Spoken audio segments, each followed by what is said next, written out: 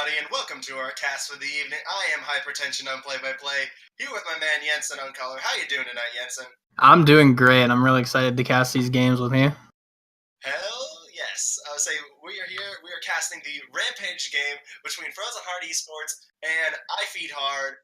This should look to be a very good game, especially I think all across the board. This is a very even matchup. What do you think going into it? You're the color. You do the analyst. I'm pretty excited for this game, actually. I know some of the guys on auto feeders, actually, and they're pretty good players. I actually watched their games last week. I spectated, and they won in a pretty dominating fashion, just an easy 2-0.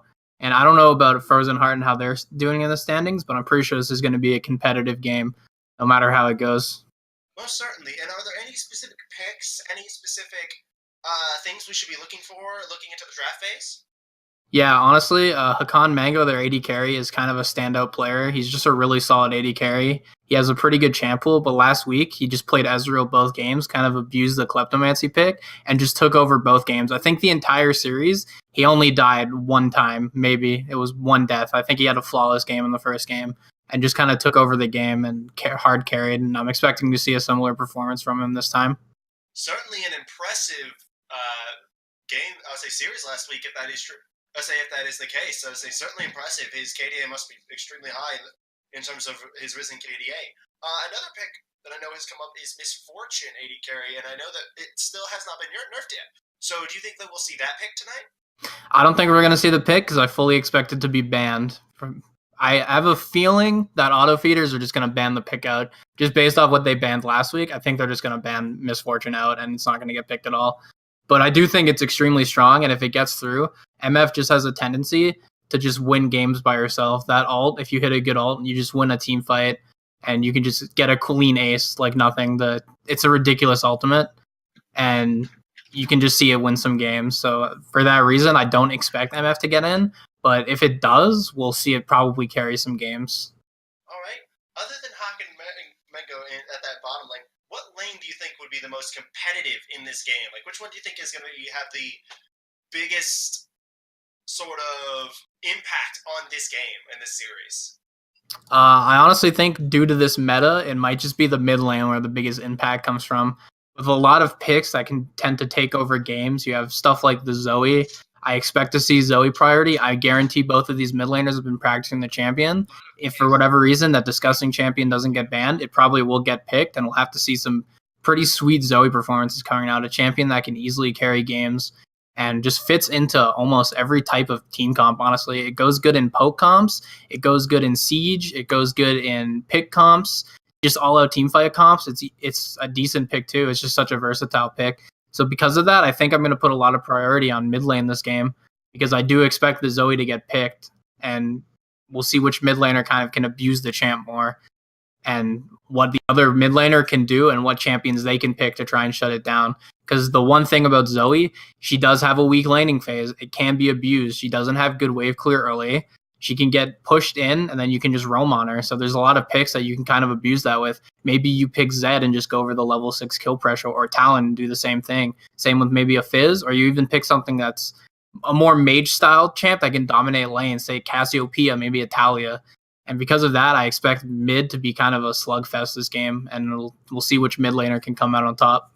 Yeah, as a mid lane main myself, I love watching mid lane slugfest, especially when I can see one of them play a control mage sort of character, someone who can zone very well. Someone like a Zoe, someone like a Xerath, a Ziggs. I love seeing those kind of picks.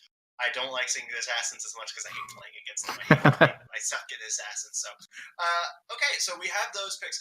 Another pick that Chat likes to do, and let me get the chance to ask you, is that I was going to ask you next. Ornn. What do you think about Ornn? What do you think about the God of the Forge? The terror of top lane that is Ornn. This champ is disgusting. He pretty much doesn't have a losing matchup. Even some of the ones where it's like, oh, maybe you pick Jason to him or Kennen and kind of abuse the range into melee. Even then, the matchup isn't even that bad for him. He probably won't win it, but he still won't really lose it because the champ just scales super well. It's good at every phase of the game. He has strong early game with his Bellows Breath. Just helps him take effective trades the entire lane. It's really hard when it's such low cooldown. Has the brittle, has the on-hit effect, the max health damage, and it gives a shield on top of that. Just a disgusting 1v1 ability. Oh, did we? All right. No pick has come through yet. But I did use the most recent link. Oh shoot! Okay, it did go through. Oh, sorry. Well, that didn't help us. Now we look like idiots on stream. Okay, so what we are looking at here, we are seeing the Misfortune band, the Orin band, Warwick, Darius, Ezreal, and Leona and Jarvan picked. Are these kind of picks you expected to see come out? Yeah, I fully expected these bans and these picks to come out. This is pretty much just the meta right now. I'm a little surprised by the Darius and Blitzcrank bans. They may be not as common as some other champions. Maybe they're just target bans I don't know about, or maybe they're just not comfortable playing against those champions. And there we go. We see that Zoe getting picked in the mid lane. So we're going to see what Frozen Heart picks to try to reply to that champion. Try to shut her down in the laning phase or just out-roam her or do anything to try and keep that Zoe at bay. Oh yeah, Zoe, just such a dangerous champion outside of laning phase. Also, I apologize, chat. My mic was coming through because I had forgot to reconnect my main mic to something, so it was going off my headset, which is about sitting 3 feet away from me. I apologize for that. So looking at this next pick, Varus being hovered. Varus, a very strong champion, but looked at the Kassadin. The Kassadin coming in there, a very powerful pick into Zoe because of the fact that he scales every bit as well late as she does. It's very hard to hit Kassadin with the thing. What do you think about this pick counter into Zoe? Cassa win. That champ is a super good pick into Zoe. He can abuse her at pretty much all stages. Just he has a little bit of a rough time pre-6, but compared to other lanes, it's really not that bad. That's where you want to abuse Kassadin and how bad his kind of level 1 to 3 is. He's forced to trade with Q constantly if he wants to compete in the lane, and you can run his mana out. But I honestly don't think Zoe is the champ to abuse it, so I think he's going to get kind of a free path to level 6, and then you can potentially just roll the Zoe. She has no way to really get him off of her. Once he jumps in, like, she can try to hit the Sleepy Trouble Bubble, but honestly, there's a high chance he just riff walks over it and then just jumps and kills her, and she'll be forced to play pretty passively pre-6. The only real benefit is that he can't really shove the wave, so Zoe is going to have to try to keep the wave at bay, shove him in, and potentially out-roam him in these post-6 ganks so she doesn't get abused in the lane. So we'll see if the Zoe is able to make it happen. Yeah, Kassadin's such a hard champion to out-roam just because of his constant teleporting. But look at the bans here. We see both AD carries that come through. We see 2 top lane bans. I guess they're assuming that this is not going to be a top lane Jarvan. Yeah, this probably isn't a top lane Jarvan just because of the meta right now. He's not that great top. He's a much better jungler, and I expect to see him get played in the jungle here. I'd be very surprised if it's a top lane Jarvan, just based off everything they're doing so far in bans. It could be, but I highly doubt it. And I think Ocelot Toes, the jungler of auto feeders, has been practicing a lot of Jarvan lately, so I expect that to be a jungle Jarvan. Yeah, that jungle Jarvan's just such a good pick, but we do see a Janna picked up here, and an Elise picked up in response. Yeah, Frozen Heart looks like they're just investing a lot into CC right now in lockdown. Pretty much every champ they picked right now just has some hard CC of some form other than the Kassadin, and they still haven't picked top lane. They could potentially pick maybe like a Renekton if they really want the CC that badly, but you can also just pick the Gnar, who brings a big AoE stun, so there's just a ton of CC on the side of Frozen Heart Gaming. Most certainly. I was saying this last pick will determine it. This will be the most likely the top lane pick. What are some picks that you expect to do in the few seconds beforehand? Well, if you're picking to Gnar, there's not a lot. I expect maybe a Jace. You want to try to beat him in lane potentially. If you want to go for big AoE, you can go Kennen here. Those are the 2 picks that I imagine will happen the most, but you could potentially see something else like a Renekton come in for the lane dominance, a champ that hasn't really been popular on this patch at all. We haven't been seeing much Renekton. A lot of people think with the new runes he's fairly weak and he hasn't been able to compete against other top laners, but auto feeders, they might have something else in mind and they've just picked the Renekton for the lane dominance. Yeah, I was saying one pick I'm kind of surprised that didn't come out was the Maokai instead, because overall the composition of I Feed Hard looks fairly squishy to me. Yeah, it is a fairly squishy comp. You don't really have a true tank in the comp. You have 2 bruisers, 2 off tanks, not champs who are going to frontline super hard and try to take over a team fight. So unfortunately, with no real tank lineup, it's going to be a little hard to keep the Janna alive. or the Jinx, I should say, the Janna is going to have to keep the Jinx alive. And it's kind of a really aggressive lineup. I really don't think this was probably the best time to pick Jinx, personally. I would have liked to see something that has a little bit more survivability and peel on her own. I think this might have been the time where you just pick Tristana or you pick Vayne and try to self-sustain through team fights while your team goes aggressive. Jinx has a harder time following up on the aggression and keeping herself alive. So if she gets jumped on and hit with like Cocoon or Solar Flare, she's going to have a hard time dealing with the Cassidon and the Nard jumping in on her. So yeah, I think it's a bit of a weird team comp coming out from auto feeders, but we'll see if they can make it work. Yeah, I'm never one to really advocate a Vayne in a bronze and silver elo game myself, but the pick is strong right now, so I can see where that's coming from. What do you think about the composition from the side of Frozen Heart Esports, which does have a lot of CC, which does have that a lot of front to back damage? They have a very strong early and mid game, like extremely strong. Elise just dominates that early game. She can out jungle the Jarvan if she tries hard enough, and it can easily be done. And then the mid game, they just have so much CC and so much pick. It's going to be a game of wards here. It's going to be a vision game. Whoever has the better vision is just going to probably come out on top here, just based off these picks, because you have just a straight up pick comp. You have so many ways to engage on champions and pick them out. You have even your AD carry has hard engage. So if anyone's caught out of position on auto feeders, they will probably just die to the CC chain that Frozen Heart is bringing to the table. And you have a Cassin who scales up and is going to alleviate some of your late game problems, as he's probably going to be split pushing a lot, and there's no one on auto feeders that can really compete with the split push. So it's a very good comp from Frozen Heart, and I think if they abuse it correctly, it can actually just be a very easy win for them. Yeah, their early game seems to be much stronger because of how late scaling the Jinx is, how late scaling Zoe can be, especially with her one-shot potential really needing to get at least towards level 6 and beyond to be able to pop off, whereas Cassidon does have the channel interrupt, so I believe he can actually cancel the star. Is that correct? The stars? What stars? The paddle star. The paddle star? I don't think can... it's a channel. It's a reactive. Okay. I wasn't sure because I know that there are abilities similar to that Cassidon can cancel. No, I don't think he can cancel it. I think he can cancel Cassiopeia Q, right? Q? No. I want to say that during that animation he can cancel, but maybe I'm just thinking of something else. Maybe he can. You might be right. I personally don't know, so I'm not going to really question it. I'm just going to believe you. So I'll just assume Casting can cancel Cassiopeia Q. If so, it's an interesting interaction that can happen. I don't believe he can cancel the Paddle Star though. So that lane will be a little rough for him in the early game. If Zoe can make the Paddle Stars land, or even hit a Sleepy Treble Bubble on him, potentially just blow him up in lane or push him out early, force him to, he'll probably start corrupting pot, so his lane will be not too bad. He probably will be able to sustain some of the Zoe poke, but if he takes too much, he can potentially die. And the Jarvan can follow up on these ganks super well. If the Sleepy Treble Bubble hits, the Jarvan can just land a free EQ, and then you can just pop them while they're slept.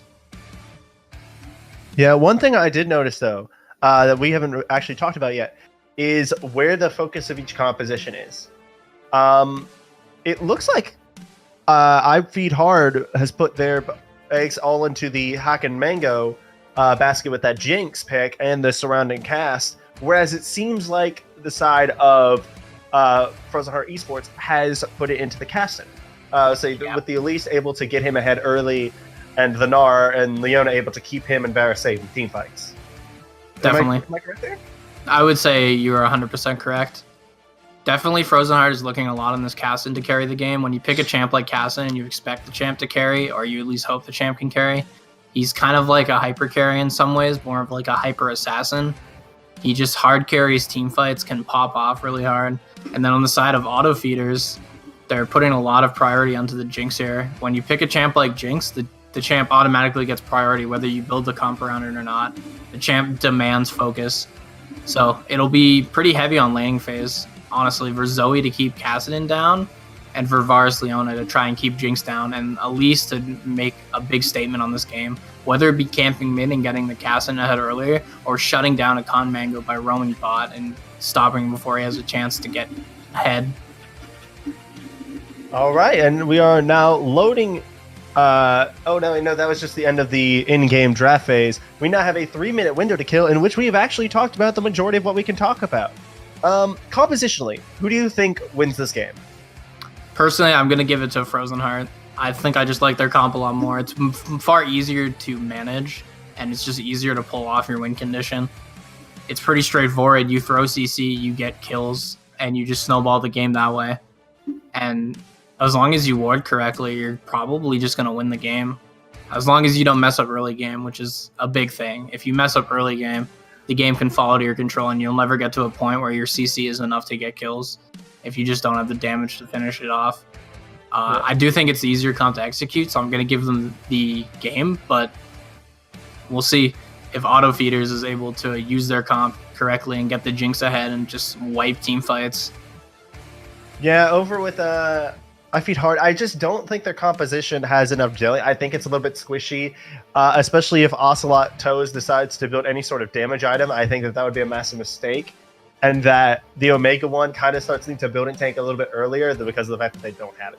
But I'm also going to give it to you there with the Frozen Heart Esports. I think that they definitely have this composition.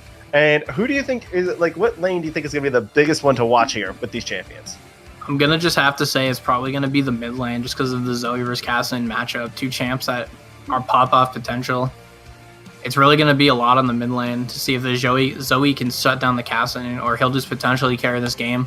Honestly, Auto Feeders doesn't have a really good way to deal with the Cassin. You only have one piece of single target CC. You have the Renekton stun. Other than that, how are you going to be locking this Cassin down and killing him? So it's going to be very important for this mid lane matchup. If Cassin wins the mid lane, then the game is probably over. Most certainly. So that a Fed Cassidon is a Cassa win in anybody's book, pretty much, because of the fact of how hard he can scale. So going from that, we are going to load into game here in just a few seconds, I think. We have about 40 seconds left. So one thing we haven't talked about, top lane. Have anything to say there? I personally don't like the Renekton pick at all. I don't think it's good in this meta. He doesn't really have a rune he can abuse. I don't even know what rune Renekton player is even going right now. I believe they go press the attack because of the fact that his W applies 2 procs and the Empower W applies all 3. Even though I don't like the pick can still win lane. It's still Renekton, and he still has the potential to carry out a lane and get multiple solo kills. But probably not against Gnar, who can just play so safe, zone off, and just use the range advantage. Really, I would have preferred to see a tank. Like you said, the Maokai. I really would have liked the Maokai here. Something to add more survivability to their team comp. But the Renekton's going to make it so they're just very squishy. So I expect the Gnar to kind of... He doesn't need to win the matchup. He just needs to not die. And then he'll just carry the game by being a tank. Something that Auto Feeders doesn't have. Yeah, I think a Maokai pick definitely would have been much better here, especially how strong the champion is. Unlike Ornn, he's not really getting a lot of nerfs despite being the second strongest tank top laner on this patch and in the recent meta. So we are now loading into game. We're about to go take a look at the skin game of these two. That's one of my favorite parts of the cast, is when we get to look at the skins each player has. Like, how much money do you have to throw at League of Legends? Yeah, a lot of good skin pickups here. We have the new Jinx skin on full display. That's always nice to have in the holiday tradition right now. We also have Cyberpop Zoe in. But overall, the skin game does go to Frozen Heart because of the fact that they have 4 skins to the 3 of IFH Hard. Yeah, another holiday skin there too, Snowday Gnar. So we actually see Renekton take Electrocute, by the way. Ooh, That's very aggressive. He's definitely looking for kills. That's one of those, like in solo queue, he would have taken Ignite. Yeah. I love seeing Pantheons and Renektons take Ignite, Electrocute, and solo queue. Okay, so we are now loading into game. Here to introduce the teams, I will start on the blue side. We have Frozen Heart Esports with Asking Lotus on the top lane, Gnar. We have the Spare Pixel onto the jungle Elise. We have Obese onto the mid Cassidon. We have Dwayne the Stone on the Varus AD carry, and 2% Milk on the Leona support. And on the red side, we have the Omega 1 in top lane, Ocelot Toes in the jungle, Hex mid lane, Hakan Mango on AD carry, and Author Cook on support. Yeah, these teams are now roaming into their own jungle. One thing I did notice is that Jinx skin has the coolest fast movement animation, I think, of any skin I've seen riding around on that train. That is hilarious. Yeah, it's a very good skin. I'm glad we're going to see it in action, especially during the holidays where it's so fitting. Yeah, and right now what we're seeing is a standard line of scrimmage from the side of Frozen Heart Esports, whereas on the side of IFH Hard, they are stacking up this blue buff thing to sort of prevent an invade or be able to respond well to it. I think Hex and Spirit Pixel might know where they are, but the thing is, what are they going to do? Yeah, there's not much to get here, really. It's just wards and a little bit of vision, so pretty standard level 1. I don't think either of these comps even want to invade anyways.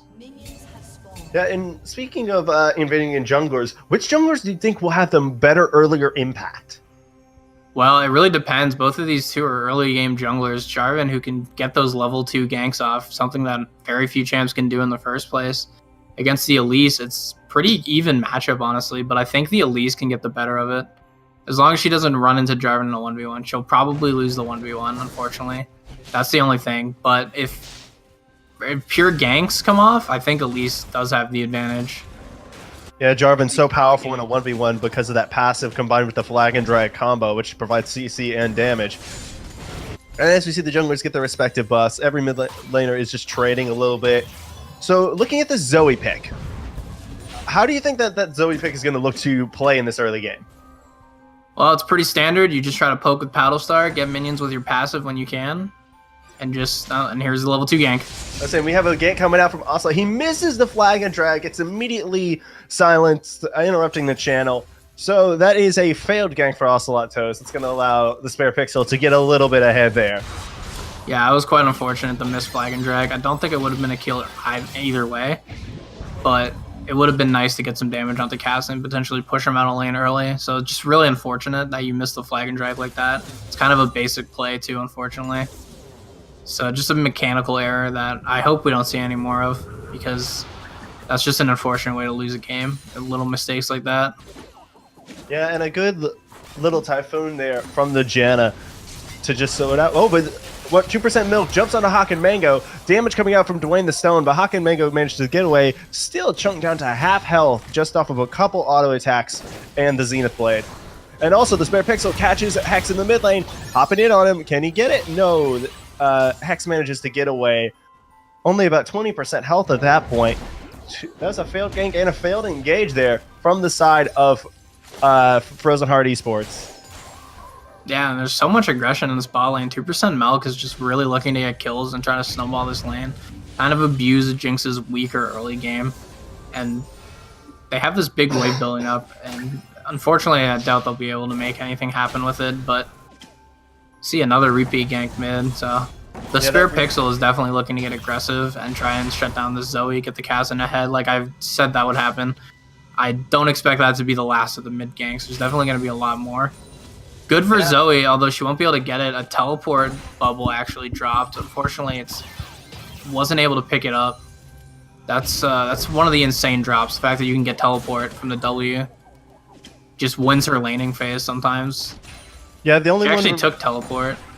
Yeah, the only member of the side of Frozen Heart that we're really seeing right now going aggressive is the Omega one, and I guess a little bit Hex, I'd say he's trying to get those bubbles, trying to see what he can get that teleport one, as you said, so massive. But the Omega one is bullying out this Gnar a little bit with that 10 CS lead. Does this surprise you that he's got this much of an early lead? And we have a gank in the mid lane, actually, hold off on that point. But it seems like that's going to fall back. The counter gank won't go through, but we have an engaged bot lane, 2% milk going in onto the Arthur Cook, but nothing really coming out of it. Okay, so lots saw that happen there, but not much actually happened. Yeah, it's a lot happening, but at the same time, it's not really. It's just kind of some aggression back and forth from both teams. And the Renekton winning the matchup doesn't surprise me too hard, but it's probably not going to be enough if he doesn't actually get any kills. Sure, you have a decent CS lead, but the Gnar is just going to outscale you. So you want to try to be a little more dominant in this lane than what's currently happening. It is good, though, that he's got the CS lead building. It's very important for him to shut down the Gnar early and try to win the lane. Yeah, that 18 CS lead translating to about 300 gold, something you need as Renekton. And one thing, another lane that we are seeing, like trying to establish dominance here, is that mid lane with Hex over a Beast. Like he's got the small CS lead, but he seems to also be constantly laying down poke damage. A little bit ago, we saw him hit the spare pixel for about a third of his health. Yeah. Spare Pixel has been ganking his mid lane a lot, trying to shut down the Zoe, but the Zoe is just doing fine anyways. Hasn't been even forced to use her TP yet, which is a summoner spell you don't commonly see on Zoe. But the fact that she hasn't had to use it is very good. She's dealing with the minions quite well. I imagine Even you with the take lack of Ignite wave on Zoe regularly. Is that correct? Ignite or Heal. Heal is the most common summoner spell on Zoe. Heal is very good on her because of her low mobility and the fact that she can get jumped on. You want Heal to add to your mobility. I imagine with Kassadin's early lack of damage in terms of before level 6, and even then at level 6 his damage isn't as powerful as some other assassins, I imagine that wouldn't be as good of a pick. And we do see a fight here with Ocelot Toes going in onto the Spare Pixel. Spare Pixel kind of trapped here in this situation. The Sleepy Trouble Bubble barely missing. Obese jumping onto Hex, taking him down to about 20% health. And 2% Melfius here catches Ocelot Toes with the Zenith Blade. Lockdown, CC'd. And that is first blood over to the Spare Pixel with Obese following up onto Hex. Just a massive 2 kills over to the side of Frozen Heart Esports. Yeah, great roam from 2% Milk. Saw that 2v2 was happening and decided to have his impact on the fight. Roamed down, or roamed up I should say, and just made the kill happen. Great flash Zenith Blade to secure that kill onto Ocelot Toes. That's going to be big. You also got the summoners off of Zoe. Ocelot Toes unfortunately had flash, so I'm surprised he didn't flash the Zenith Blade in the first place. He would have lived if he did. So just an unfortunate misplay. Maybe didn't expect him to be able to get the kill off on him even if the Zenith Blade hit. I think he flashed into the river bush to do that, so that he might have not been able to see the Zenith Blade come out. That's true. That might have happened. I'm not exactly sure, but I was saying like that would be a good justification, or he just, pulled a double lift. Either way, though, a massive lead starting to build up for the side of Frozen Heart Esports. Is this kind of what they wanted to get going in this early mid game? Yes, you really wanted to get this early game going. You pick the Elise, you pretty much want to win early game, or the champion is just kind of useless and you haven't done anything. You really want to win the early game and get the Kassadin ahead, and now he has a kill. He has that Dark Seal, which he was able to get from that back, and he's already got the Catalyst, so he's on the path to victory right now. And he's just going to be really aggressive on. It appears my co-caster's mic has cut out at the moment. Not sure what quite happened there, but we will continue here as we do see them start to trade a little bit back and forth. Ocelot Toes hovering around the mid lane, looking as if he's going to gank Obese. If Direct Cam will just, go over to it. Doesn't get off a gank, but doesn't get on. And on the bottom lane, we are seeing everyone going on to Arthur Cook, and Arthur Cook goes down to Dwayne the Stone. A big kill to pick up for the AD carry of Frozen Heart Esports, and Asking Lotus getting jumped on by the Omega One, but able to jump away. We are seeing that Leona Varus combo that is so deadly, just be able to go off in this bottom lane, with them now having a combined 1 kill and 2 assists, as well as a 12 CS lead over their opponents. Are you back, Can you hear me? Vincent? Hello? Okay, I still cannot hear you. If you can hear me, I'm not sure what is going on. Hello? Okay, now I can hear you. Okay, you can hear me now? Sweet. Yes. I don't know what happened. That was weird. All right, and we are see Asking Lotus getting hopped on by the Omega One, but he's in trouble too. Obese is here, and so is the Spare Pixel, so this looks like it's going to be a dead Renekton. He won't be doing the Crocodile Rock. He instead got Crocodile wrecked there on the top lane. So, yeah, summarize a bit what happened. Yeah, go ahead.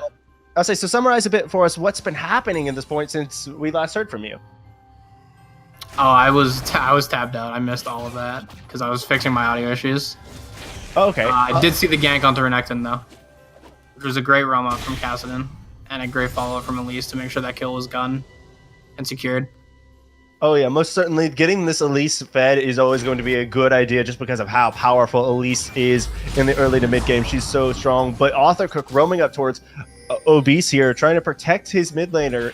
So you have to think that is one thing. This this Zoe is now, she's still about 20 CS up on Kassadin, which you expect because Kassadin struggles against range matchups. But is this something?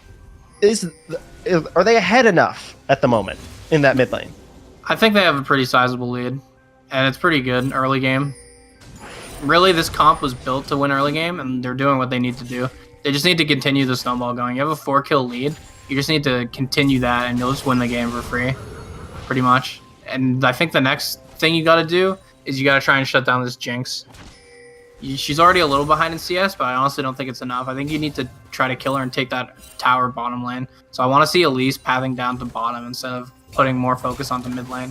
When your Cassin is already ahead, you can 4-man now. You can just come and dive bottom lane. Just get the wards, make sure you know where Jarvan is, and then make the dive happen bottom lane with Cassin and being so ahead. One thing I do notice, speaking of the bottom lane, is the build on Varus. But right now we have a fight with the Omega 1 going into Spare Pixel. Ocelot Toes getting the kill with the Cataclysm. Just such a big pickup there to shut down that Elise, that 2-kill champion. That's a good bit of gold swinging back towards us. So now that's a 500 kill lead. Not the best roam there from the Spare Pixel, was it? Not the best attempt at gank, I guess. Yeah, not the greatest. He didn't have the vision, and because of it, Jarvan kind of just walked in and gets the kill for free. Kind of a bit of a disrespect going for that gank when I don't think they had any idea where Jarvan was.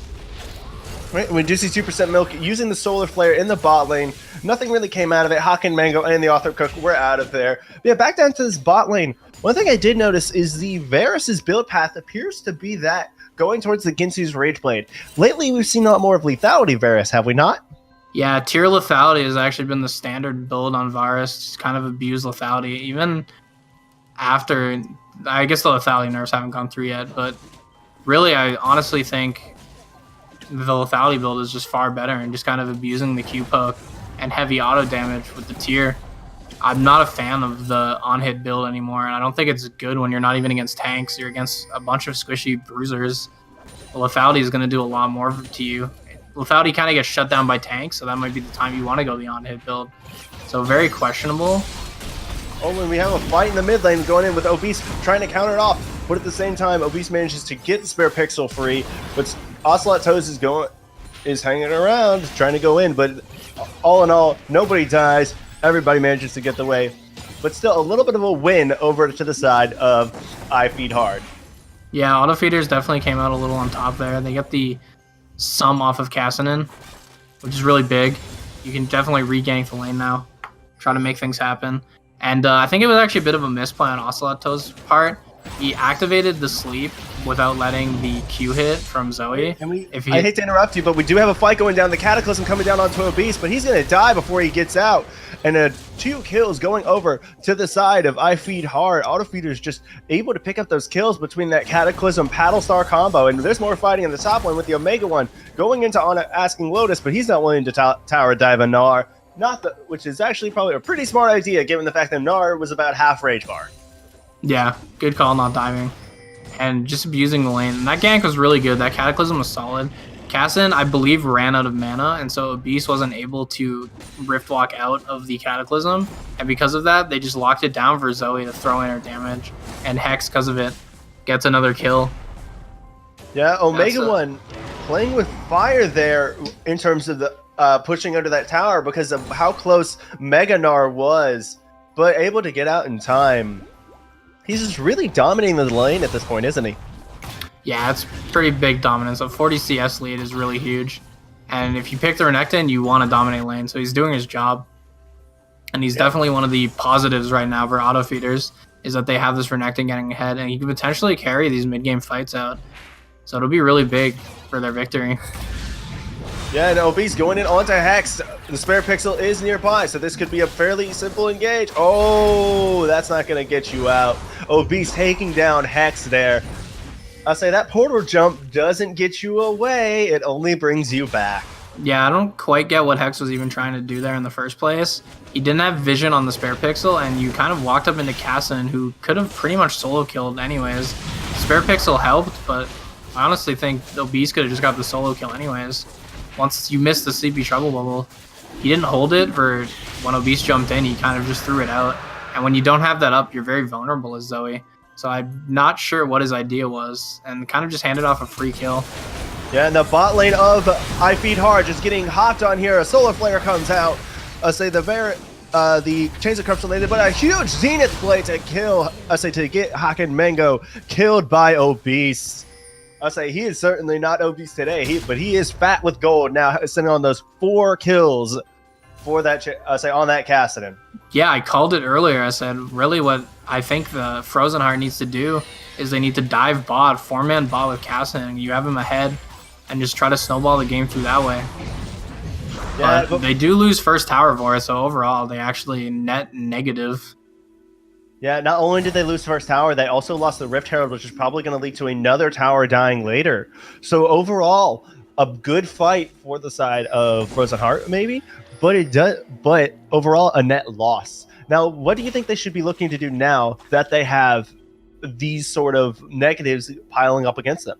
I say you continue to just 4-man bottom lane. Just do it over and over again until it works. You have a 4-in-1 cast and you need to abuse it, and you can abuse that by diving. Right now, everybody's stacking up top lane. Hex, Omega 1, and Ocelot Toast in that bush. Oh, the spare pixel has to burn Flash, gets stunned, but he's not going to have anywhere to go, and he gets taken down there. And the Asking Lotus jumped back in. He's going to get hopped on by it and barely manages to get away. But is he away? No, he is not. That Paddle Star damage so strong after following up with that Sleepy Trouble bubble. Despite 2% milk being in the area, there was nothing he can do. He's not going to be able to clear this. He just needs to probably get away. And they popped the Herald that they took earlier when they made that 4-man bot play. Ocelot Toes soloed out the Herald. Yeah, and that Herald doing massive damage to the tower. Hex doing massive damage to 2% milk. Obese has rejoined, but that is still going to be a dead tower in the top lane, I believe. Oh, the tower is still alive. Shelly did not do her job. Shelly didn't take down the tower, instead choosing to focus on a 2% milk and Obese. As Dwayne the Stone getting poked down by Hawk and Mango. Not quite low enough for the Super Mega Death Rocket to take down, but definitely low enough that it's going to chase away Dwayne the Stone. Oh, now you're definitely low enough, and there's the Super Mega Death Rocket. The first kill on the board for Hawk and Mango, the person we really need to get on board. That Tornado is pretty fantastic. You usually don't see Tornado used in such an aggressive fashion like that. It's very much used as a defensive spell, but it actually locked him up enough for the zap to hit, and then just needed the Super Mega Death Rocket to finish the kill. So very well played by Author Cook to secure that kill. Oh, so yeah, that Howling Gale just completely on point, and that tower goes down for the bottom lane of IFH. Now, the thing is about this game, there is a kill lead for Frozen Heart, but it is by 1 kill. But there's a 2-tower lead and CS lead as, oh no, Obese just gets caught in the bot lane, knocked away by the Howling Gale, and almost taken down by the Zap, but manages to barely avoid getting taken down by the Jinx. Risky play. A little unfortunate for auto feeders that they weren't able to secure the kill, but they did waste a lot of Kaslin's time where he's not farming mid, and he's sort of falling behind now. There's a bit of a CS lead building up for Zoe. Also got his flash. And then they got his flash as well, yeah. So just an unfortunate play when you don't get anything like that and you just waste a lot of time. Most certainly, and it seems like that's what a lot of this game has been.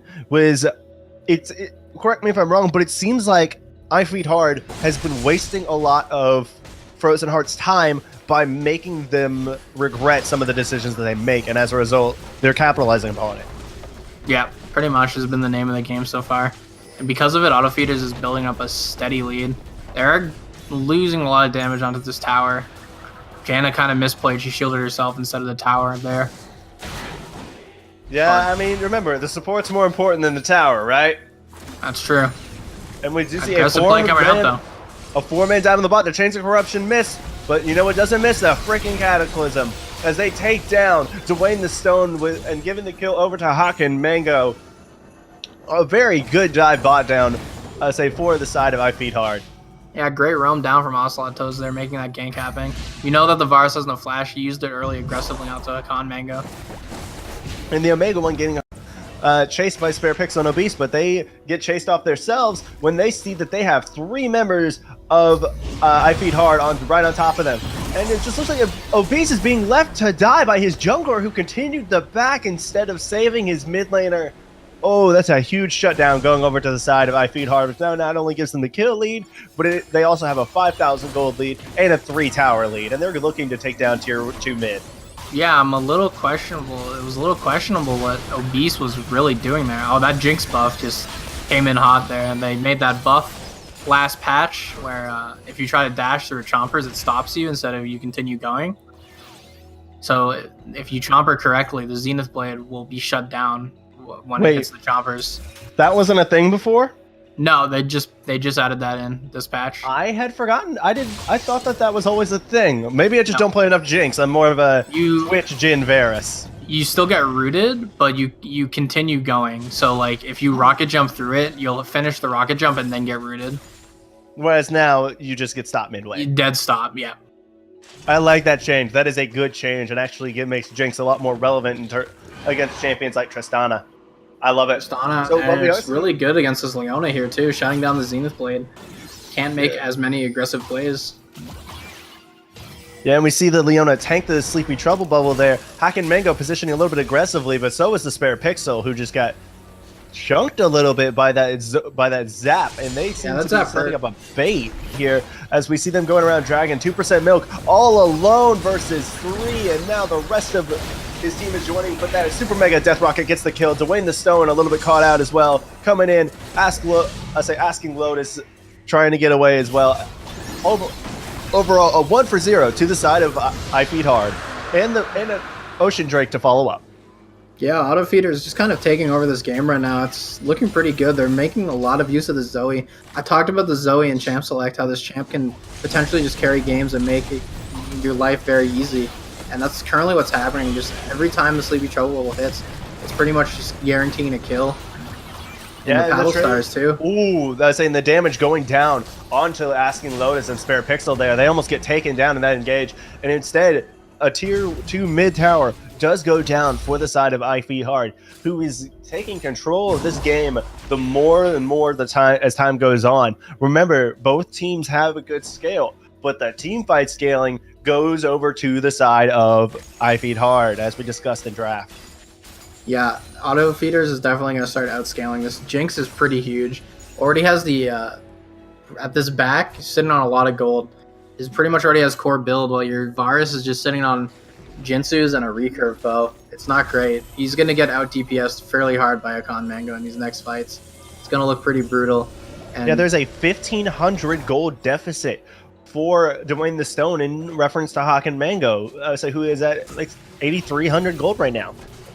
Manages to buy those 2 items. I'm going to say that seems, correct me if I'm wrong, that seems like it's going to be a lot of damage in team fights. Especially now that he has the Runins in rocket form, is going to hurt real hard. Can potentially just 1v5 these fights pretty much, as long as the Cataclysm comes out. If you get multiple people in a Cataclysm, the AoE damage from Jinx is going to be enough to just carry out fights.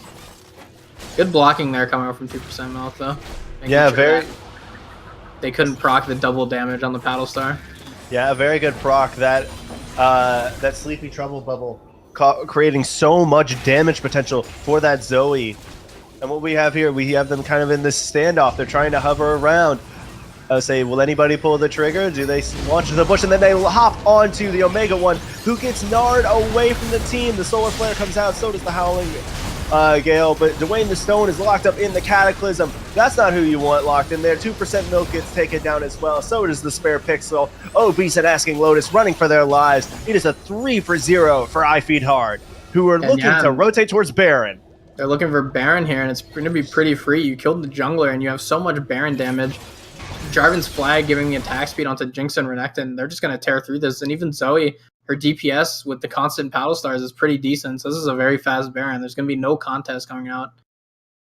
Yeah, I would say this Santa Baron going down towards the side of I Feed Hard, who is now sitting at an 11,000 gold lead over. It's just 10. I'm sorry, my math is wrong today. I just got done with a bunch of engineering stuff. 10,000 gold lead in this game for I Feed Hard. Yeah, 10k gold lead, and that's really what you want to see when you have a late game scaling comp. You win the mid game, and you kind of won the early game, honestly, since they picked a bit of this early game jungler and tried to snowball the game, and it looked like it was doing good at first when they were 4-0, but then the game just quickly fell out of their hands when Ocelot Toes turned the game around, honestly, pretty hard with a lot of these good Cataclysm ganks that he pulled off, shutting down Obese, shutting down the Spare Pixel, and helped turn this game around. And now they're looking to just close the game out easily. They're going to push with this Baron and hopefully start cracking those inhibitors. Yeah, the lack of wave clear from the side of Frozen Heart going to be detrimental in terms of clearing these Baron minions, as the main member who can do it is going to be Dwayne the Stone, but he's so far behind, especially with that rune in build. And we are seeing them, go in onto Dwayne the Stone. Sleepy Trouble Bubble lands, and so does the Paddle Star. God, the damage! And the Spare Pixel almost goes, and he does go down. So does Obese. Asking Lotus is asking for trouble, and he is going down to Hex. 2% Milk is 100% dead here, with going down to the Jarvan. Does get Hack and Mango, so they aren't going to be able to end the game off this, but what a fight. A 5-for-1, a ace for the side of I Feed Hard, and they are getting an inhibitor off of it. Yeah, and they might be able to get some Nexus turrets, but it looks like they're just going to call the push off. You don't have Hawk and Mango, so you can't make the aggressive push right now, but you can get some turrets, and you got a mid inhibitor, and you're just showing, like, they get even more ahead off the kills they just got. It's pretty insane how ahead they are, and the Zoe damage is just insane. She's basically 100 because you're in champions. Getting them low enough for Hack and Mango to just clean up the kills, get the resets, and just hard carry the fight. And the only reason that they even got a Con Mango is it was a bit of a misplay. He kind of tanked turret at one point, and because of that, he got locked up in his own team's Cataclysm and couldn't get out of his turret range, had to flash out of his own Cataclysm. So a bit of an unfortunate team fight, and because of it, you don't get to end the game. But with that mid inhibitor down, you just can look to push bot or push top, pick a lane, most likely bot because of Dragon coming up soon, and then just snowball the game by getting the second inhibitor while your mid minions push in. Yeah, Hawk and Mango dive pretty much at this point. Hawk and Mango meant that they couldn't really get the full fruits of their labor, I'll say, with him dying. Just simple pun. But yeah, now what can Frozen Heart Esports do to get back into this game that they dominated so hard in the early game, but then lost so hard as well in the mid game? You potentially just look to get really good defensive wards down, get a lot of control wards onto the map, keep your vision clean in your own jungle, and then try to get picks based off of it, because they still have potential to get picks with their stuns and their CC. And that's about it, really, is your only way to win. Unless you play a team fight very well and auto feeders messes up on a dive, that would be the other way to win. Yeah, right now we are seeing a little bit of a stare. We did see a stare down a little bit in the jungle, with the Spare Pixel being chased off just by the presence of Author Cook. Feels bad when you're the jungler with 5 total participation kills, and you're still a level behind the enemy team support.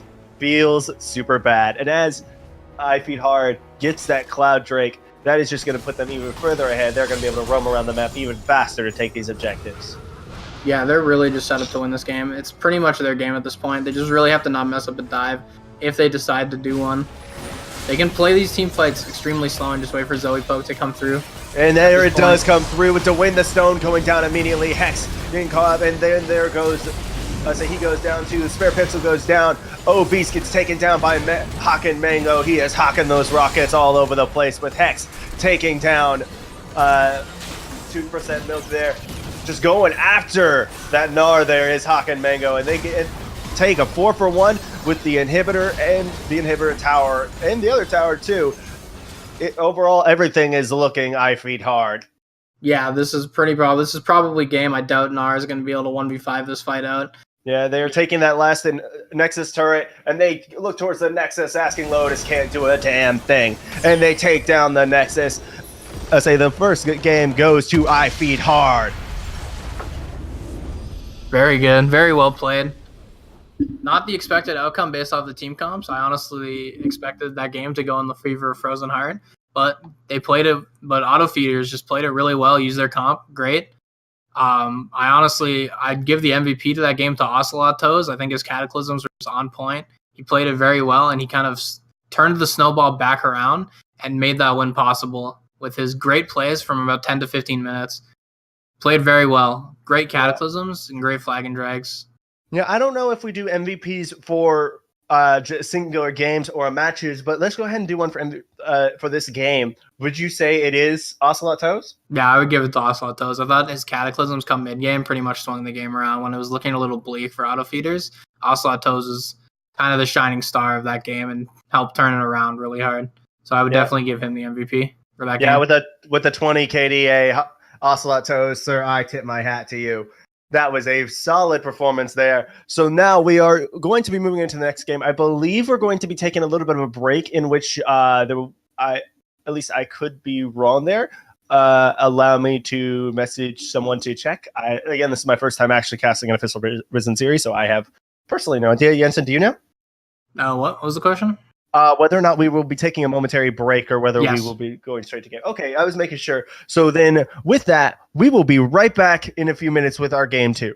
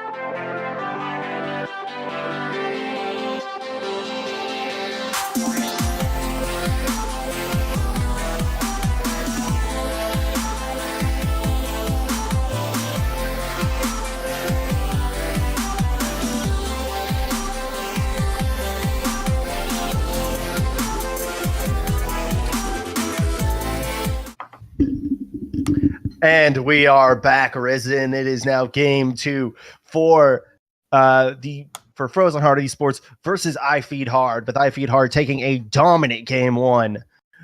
What do you think, Jansen? Yeah, it was very well played. I honestly thought that they weren't going to have as easy of a time based on the team comps, but they played their team comp very well. They got Jinx scaling up and then just kind of took over the game. So really surprising that they were able to pull that game off with the team comps ahead, but they honestly might just potentially be the better team. And the team comps might not matter as much as I thought. Because I said it last week. Auto Feeders played a very dominant series, and it was a quick 2-0 where they just dominated both games. Both games, Hakan Mango just took over the game. And those were on Ezreal. They banned Ezreal this time, so instead he whips out Jinx, and he pretty much does the same thing. So at this point, it's safe to say maybe you just can't ban this guy out. Maybe he's just that good of an AD carry, and he can just play this game out that easily. Yes, but as we stated before, most of that game was on the back of Ocelot Toes, who had massive Jarvan ultimates and massive Jarvan engages. As we do get into pick ban, do you think the side of Frozen Heart Esports will be banning that Jarvan? I expect them to ban the Jarvan. I think you dropped the Darius ban that you did last game because I don't think it was that good of a ban, and you instead just banned the Jarvan out. But they're actually opting to ban out the Renekton, which is kind of questionable because although he dominated lane, I honestly don't think it was the reason that they lost that game. It's kind of weird that you would ban the champion out when I think it was fine. Yes, and the Leona does come out as a response ban, as does Ezreal. Those two picks that proved rather strong, especially against that bot lane of the side of I Feed Hard. They really had trouble with that Leona in the early game, resulting in it getting several kills, and that was the one strong point for the side of Frozen Hearts, as we do see Warwick and Jarvan come out as those last bans. What do you expect will be an early first pick here, as certain picks like Ornn and Maokai are open? I think you just first pick Ornn and got through the pick ban. Why not pick it? It's probably the strongest top laner on this patch. So yeah, I would just pick it if I were you, or you just grab the Zoe because it did so well the first game. Unfortunately, Sejuani got through, and if I was Frozen Heart now, I would just grab Sejuani and Ornn, but they grabbed Sion instead, which is kind of questionable. Oh, man. The one champion I didn't want to have to cast. Okay, so now we are seeing the Sion come out. Let the name memes begin. We do see Zoe come out. So this will probably... Do you expect this to be a response Maokai? I want it to be Ornn. I think the champion... I'm sorry, response Maokai. I was like Ornn. Wow, okay. No Ornn in this game. It's going to be no Ornn, either picked or banned. It's extremely surprising. Okay. Urgot into Sion. Not a top lane matchup you'd expect to see on this patch. But you picked a lane dominant Urgot. The champ can just win lane pretty easily, especially against tanks. Might be a hard time for the Sion to get anything going this game. Yeah, I mean, it would be really hard because of the fact that Urgot does have that massive levels of wave clear, the massive levels of damage. He's really good against tank champions, especially mobile ones like Sion. We do see Orianna and Janna picked for Frozen Heart and I Feed Hard respectively. Again, I'm still stunned at the fact that we don't see Ornn or Maokai picked or banned this game. This overall just seems like a odd strategy to say the least, unless that is the young AD carry Urgot. I'd be very surprised if they went AD carry Urgot. I don't think Hack and Mango plays the champion. It would be pretty spicy though. It's true. It is a bronze silver league, so who knows what happens. I'm not going to trash on my bronze silver boys. Hey, in Complete League, when I casted their bronze and silver finals a few weeks ago, there were troll comps every time, and they won every freaking time. That's so we could see all of it. Blitzcrank and Rammus coming out as bans.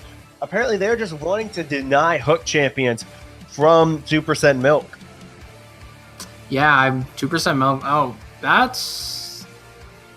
They're expecting a Sion support. I doubt that was the idea, but maybe they know something I don't. Remember, Sion support is actually a big thing, especially in low elo and in some high elo in some countries like China and Korea. Looks like you might be right. I think it is Sion support. Yes, I called it Sion support. That it is a massive pick. That Ornn ban was next level. I bet they were gonna pick the Ornn too. That was some next level banning from whoever is the coach of I Feed Hard. My hat is off to you, sir. That was a very, very good decision there, as we do see Vayne and Maokai come out. Is that a Maokai jungle? It looks like Maokai jungle, but I'm more confused. Jungle. I'm more confused by Frozen Hearts team comp. Wait. Is that a Yorick AD carry? That is an interesting team comp you've chosen. Orianna and the 4 tanks coming to a theater near you. I have nothing to say about this. I'm not even going to try to... Also, it feels terrible casting Scion. I hate it. I hate it so much. Even if I did get it right that it was a Scion support. I believe there's a Was there a problem? I have no idea. How do I even analyze this? This is such a weird team comp. For once, I'm glad I'm not the color caster, that I am the play-by-play for the night, because I don't have to analyze that hot mess. I'm going to wait to see what champs they pick so I at least know what's going where. Hey, Orianna and 4 tanks coming to a theater near you, or on the stream tonight, because we have it live. You know what? Well, Screw it. We'll do it live. I know Orianna's mid and Sejuani's jungle, I assume. I have no idea where anything else is going. This is a weird pick, Van, to say the least. And Autofeeder's picked Vayne into 4 tanks, so this is probably the best game for Vayne ever. Yeah, I mean, Vayne versus 4 tanks. What are you gonna do except for sit back and just protect the AD carry? I'm at a loss. I don't know what to talk about. I need to wait for the which champ's going where before I even know how to cast this. Also, I'm gonna guess it's Malphite. It's Scion. No, it's Scion top, Sejuani jungle, Orianna mid, then Malphite Yorick bottom lane. Yorick probably being the AD carry. Or is it looks like Yorick top, so it's gonna be Malphite Scion bottom lane. That's a lot of CC out of a bottom lane. It most certainly is. Honestly, that is a very that is a large amount of CC. So it's a Malphite Yorick bottom lane.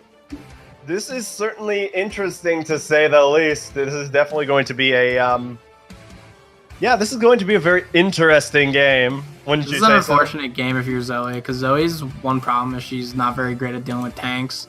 She's not a tank shredder and has like no tank DPS. So you're into 4 off tanks. You're into like 2 tanks and then 2 off tanks. So there's not really anyone for Zoe to one-shot this game other than the Orianna. And with tanks blocking for her, you're probably never really going to get to her unless Maokai locks her down for you. Yeah, there's not really going to be much ability to lock down. I think that overall the composition of IFH Heart is just better because of the fact that it's a composition. Yeah. We'll have to see how this bot lane goes. This is one of those games where the troll comp just kind of carries hard and just pops off.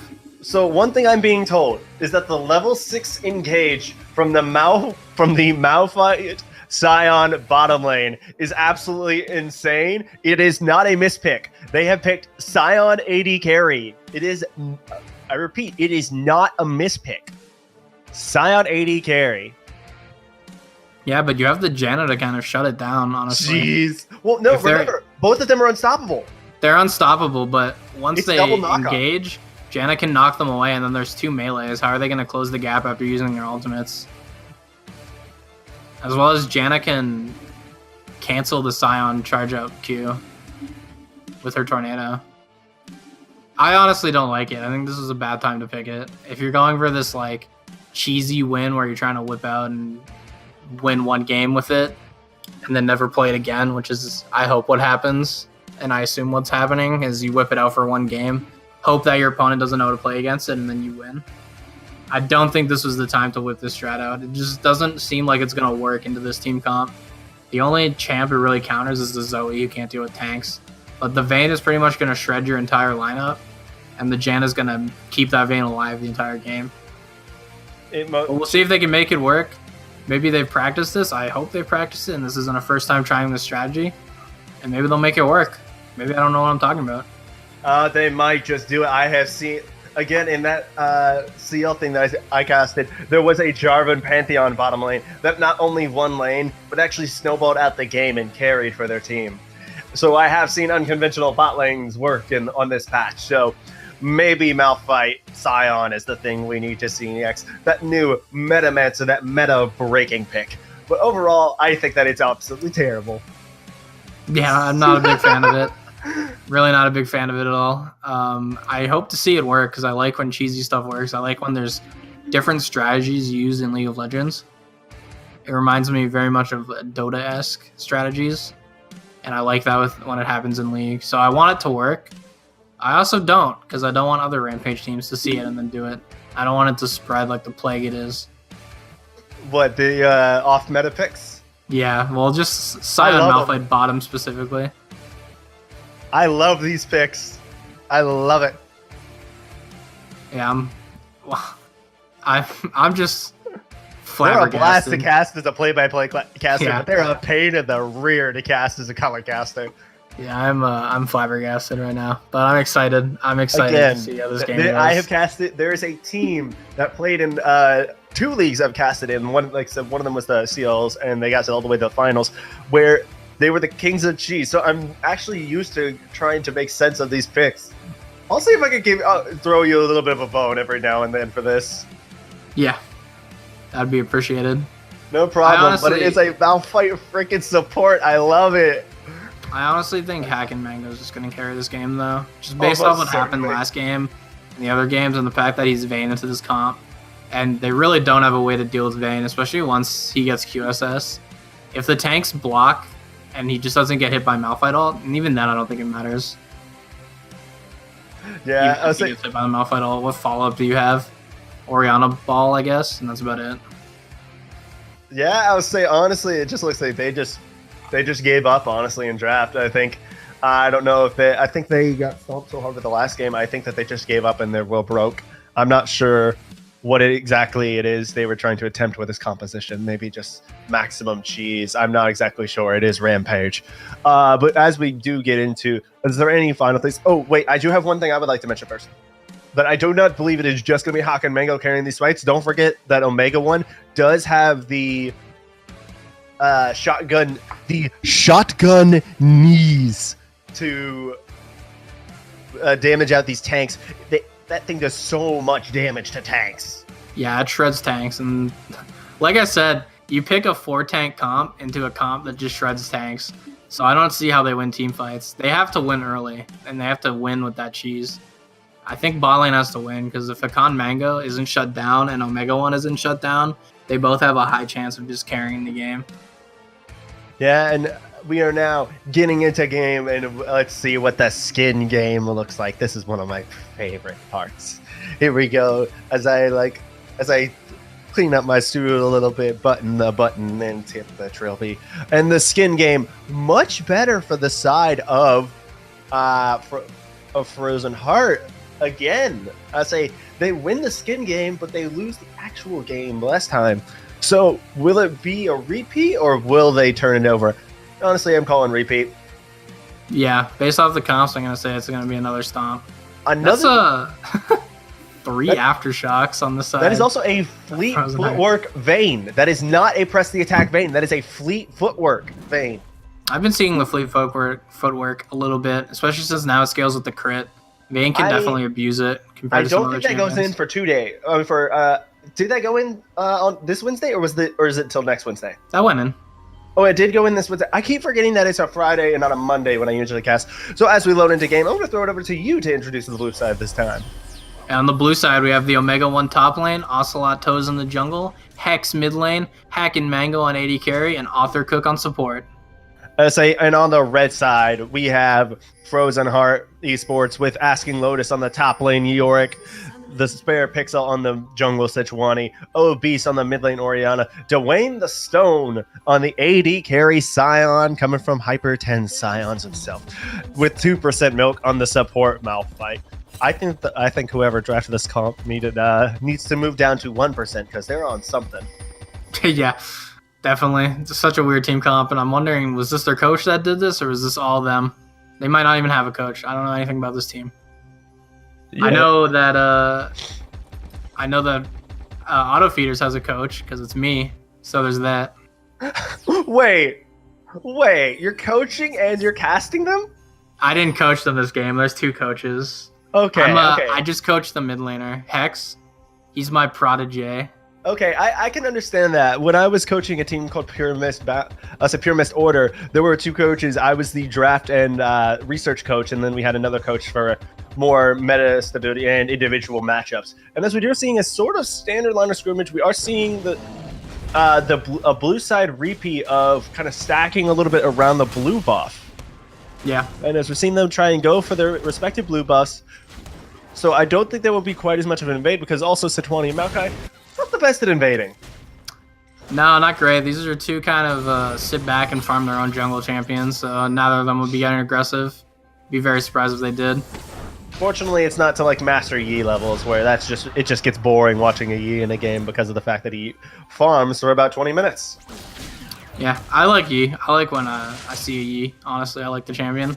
And he's never played. I'd like to see him at least once this season. To all you Rampage teams out there, when I'm casting your games, can you please pick Master Yi at least once? I won't be casting most of them. Do what Faker did and pick it mid. Oh my god, please no. If Asking Lotus trading hard in that top lane, whereas Obese is trying to bully the mid lane again as he attempted to do last time. Hawk and Mango definitely getting the better of the bottom lane of Frozen Heart Esports here. So it's really looking like the early laning push is going towards the side of Frozen Heart overall, except for in that bot lane where you need it the most. Oh, Spare Pixel, please don't die. Please don't get executed. Okay, he manages to do that. He smites the red buff for the HP, but he is going. No, he's skipping Raptors, so he will not be executed right now. Yeah, I would have liked to see an execute. That's my favorite. It's my favorite thing that happens in games when someone gets executed. But Hex is actually losing this lane pretty handily so far. Like, not in CS, but in just trading. The Orianna is getting the better of the trades. And Orianna actually took cleanse here, which is just extremely smart. If you get slept, you just pop the cleanse, and you won't die.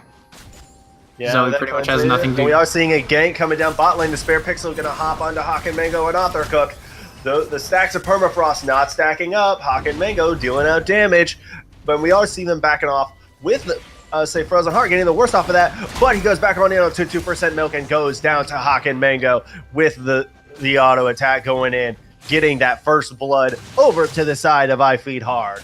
That's not what you want to happen when you pick a cheese bot lane. That's pretty much the worst case scenario when you pick a cheesy lane, is to lose kills to the AD carry. And I guess Sion's supposed to be the carry, or I think they're just sharing CS, both of them. They're about to lose a lot of CS to this tower. It is a double shield bot lane, so that is apparently the, hey, we'll both share CS. So I'm not sure what's going on there.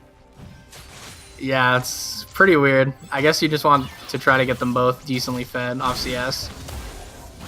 Yeah, and we are seeing a lot of trading here in the mid lane again. It's Obese and Hex. These two love to fight each other. Neither one of them want to give an inch in this 1v1. Yeah, they're staying even in CS. And Hex once again took TP. I actually definitely think he should have taken heal this game. Yeah, I think against an Orianna, heal is a better option because also you can use the heal after the fact to run from the follow-up damage with the movement speed. And oh, this is a dangerous place for Hex. Obese coming in, got the auto attacks and flashes the Sleepy Trouble Bubble to get the solo kill onto the Zoe. The flashing was a little unnecessary. He had the kill anyways. He would have got the kill before the sleep went off. Or he could have just cleansed it and he would still have the flash. The flash is such a much longer cooldown. You want to try to save it. But nonetheless, he gets the kill, so I'm not going to criticize him. That was well played. Good job getting the solo kill. There's a small slow attached to the drowsiness, don't forget. So I think he might have been able to get out of range if he had not flashed it. So I think it could be argued that it was a decent flash. Yeah, it was a good flash, actually, now that I think about it. You're right. Probably could have been done without it, but better safe than sorry. Gets the kill. Gets a good lead in the mid lane now, shutting down Hex, who did very well in the last game on the Zoe, and I don't think he's going to be able to have the same game this game, just based off the champions he's playing into. There's not going to be anyone to one-shot other than the Orianna, which is really unfortunate as Zoe. If the Sion goes full AD, then it will be a one-shottable Sion to an extent. In addition, though, one thing that I am noticing is that Hawk and Mango is not developing this massive CS lead like we expected. It's more of Zoe. It's more Pex. Yeah, because of the why is somebody in our Targans. chat? Because of the Targans, it's making the lane a little bit easier on the double tanks for Frozen Heart. I thought that was a Zoe flash, and then realized that it was a picked up flash, and he didn't flash for no reason. Oh, I realize what has happened. Okay. I apologize for that. And we are seeing an engage going into the top lane as Omega 1 almost goes down. I apologize for not talking there for a second. I was having some mic issues, and as the Maiden of the Mist just sits there to taunt the Omega 1, saying, hey, I almost killed you. But hey, you didn't, Maiden. So that's a win for the Omega 1. And as we are seeing a fight down the bot lane, 2% Milk gets hit by the Silver Bolts. That passive going off, and then it drops. Going in, can he get that third proc? That's a lot of damage onto that support. But they managed to both get away. Nobody dies across the map. Yeah, pretty well played, honestly. And ooh, the Gunblade coming out from Hex. That's like pretty much the best thing to pick up. Gunblade and TP are the two that you want to see, and Redemption's really busted too if you 1v1. It most certainly is, with that massive ability to 1v1 coming out from that. And then Obese almost getting killed there by Ocelot, Toes, and Hex, but able to get away due to that stopwatch that he took. It's now broken, but he manages to get out alive. But Hex is really the one who should be careful, as the spare pixel is hanging around with Obese there still hanging around too. And oh, the damage. Yeah, Obese is playing this lane really well. Not really giving Zoe much of a chance to do anything. Yeah, the only also thing forced the TP out early. Did force an early TP. One thing though, he's not staying as dominant in CS as he could, given how much gold he's up. Yeah, it's really all in that kill. Yeah, and the 1v1 fest up top. Both of these champions, Urgot and Yorick, were so well equipped to 1v1 between the shotgun knees and the constant empowered sheen procs from Asking Lotus. Sorry guys if I injected my little Bricky Orchid fanfare there. Yeah, two lane dominant top laners, and it's pretty even, not surprising. It's kind of unfortunate for the Yorick. He wants to win lane a little harder against other champions, and it's not really happening. Well, the Urgot's kind of going to outscale. Yorick's going to split push. And that was, oof. Ooh, Ocelot Toes almost going down to the red buff. If we had seen it execute, I could have said the hashtag trash roll, but I guess I still said it anyway, but I couldn't assign it yet. And as we're seeing that, there is a pause as Dwayne the Stone has left the game. So we are now back into sort of a lull for a second. We are sitting here, we are paused. Why am I like what?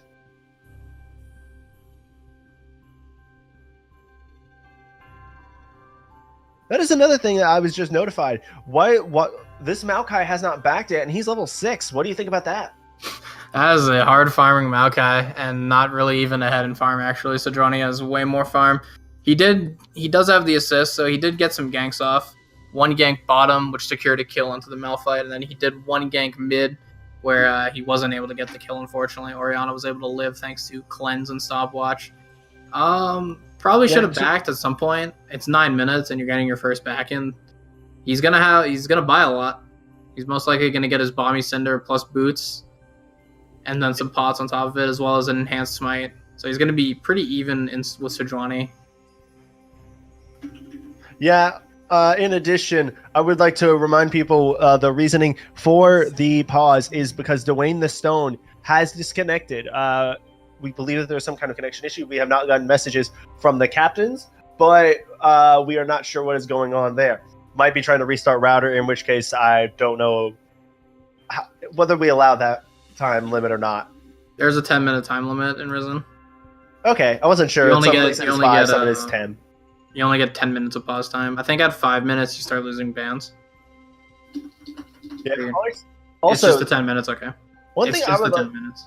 Okay, just the 10 minutes overall. Okay, they appear to be giving us the ready signals. They're about to hop back into the game. So one thing I would like to talk about, this top lane matchup.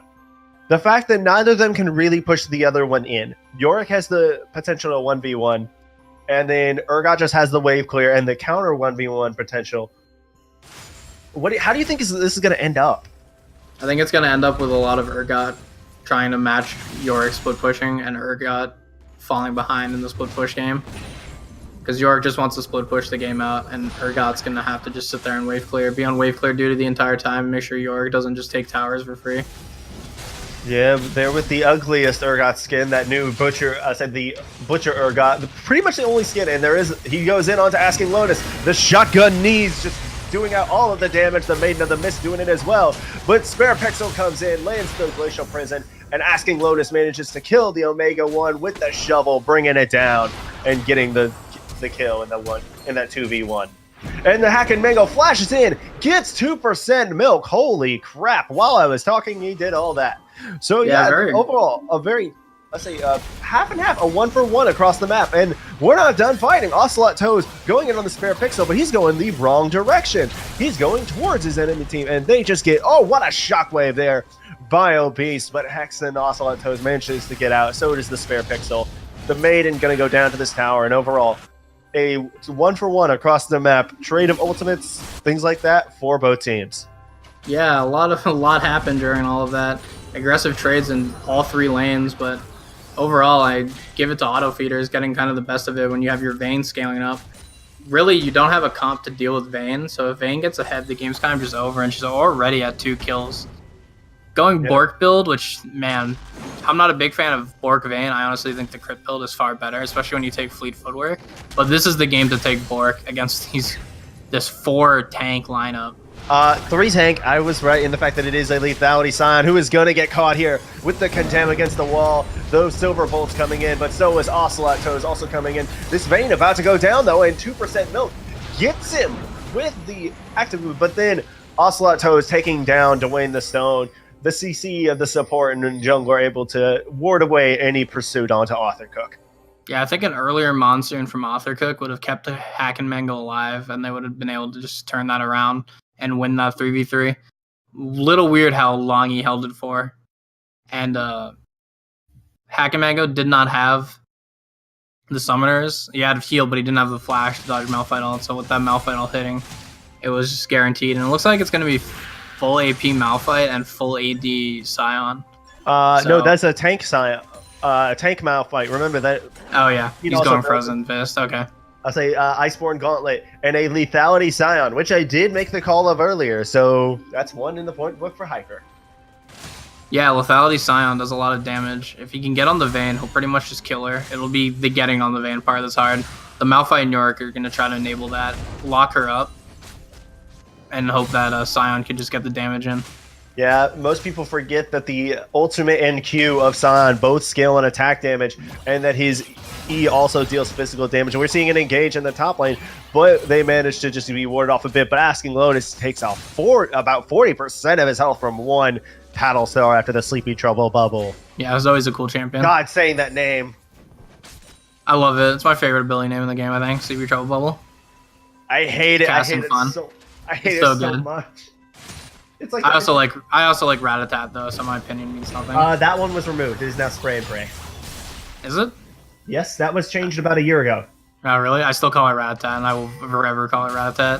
Ratatat. But Omega 1 needs to move back as he's getting engaged and he has to flash out. Asking Lotus pops the Maiden, pops the wall, but Ocelot Toast is going back in on him.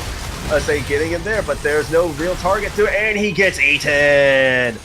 With Fear Beyond, I say no, that's not Fear Beyond Death. Is it? It is Fear Beyond Death. Fear Beyond Death. That is the name Fear of Beyond Death taking down Asking Lotus. Overall, a 1-for-0 for the side of I Feed Hard. Just again getting the better of most of these trades. Yeah, auto feeders are playing this really well. That was a great roam up. I'll say this got 20 CS up. Yeah, that's ranged into melee for you. Overall, what do you expect coming out from the side of Frozen Heart going into this mid game where they're going in behind about 2,000 gold? Try to win bot lane at this point. I think that's your only chance. I think you win the game the same way you win last game, which is just dive bot lane. You have the crazy CC ults from Scion and Malphite. You might as well try to get the most out of them. Just 4-man bot. Try to get Orianna ahead that way. Yeah, Vayne and Janna is they're very squishy. So you can potentially pop them with just Scion, Malphite, Orianna ult combo and just And you have Sejuani ult on top of it, just in case the other CC isn't enough. Yeah, however, it does seem very levels, I would say, very ultimate prioritized in terms of when they can actually fight that bot lane of IFH, with it relying so much on the unstoppable force and the unstoppable onslaught. The double unstoppable bot lane, I like it. Yeah, 2 unstoppable ults. No way to cancel them. You just gotta dodge them. And that's why you take Flash. Dodge! Sorry, DBZ Bridge reference. I've only watched Yu-Gi-Oh! Abridged, unfortunately. Aw, Yu-Gi-Oh! I used to love that crap until my mom threw away all my cards. Okay, so back into the game. Ocelot Toes. He's a little bit sad story. Yeah, I would say 2% milk getting locked down on the Nature's Grasp goes through, but so does Ocelot Toes there with Obese picking up the kill. Not really much he could do there, given the fact that he walked straight into the face of 4 enemy members who are now going to get this Cloud Drake as a result, unless there's a steal. No, not quite. The Paddle Star comes in just a little bit late, but Author Cook needs to be careful, gets caught there by the Glacial Prison. Ooh, Dwayne the Stone gets chunked out by the Paddle Star, but overall, a 2 for 0, plus the Cloud Drake for Frozen Heart. Yeah, Cloud Drake doesn't matter too much as the kills do, because you're going to be able to segue this into getting a tower, push the gold lead up, and you can just dive. You still have Malphite and Scion ult, so I think that Auto Feeder should just give this up. Just let it fall.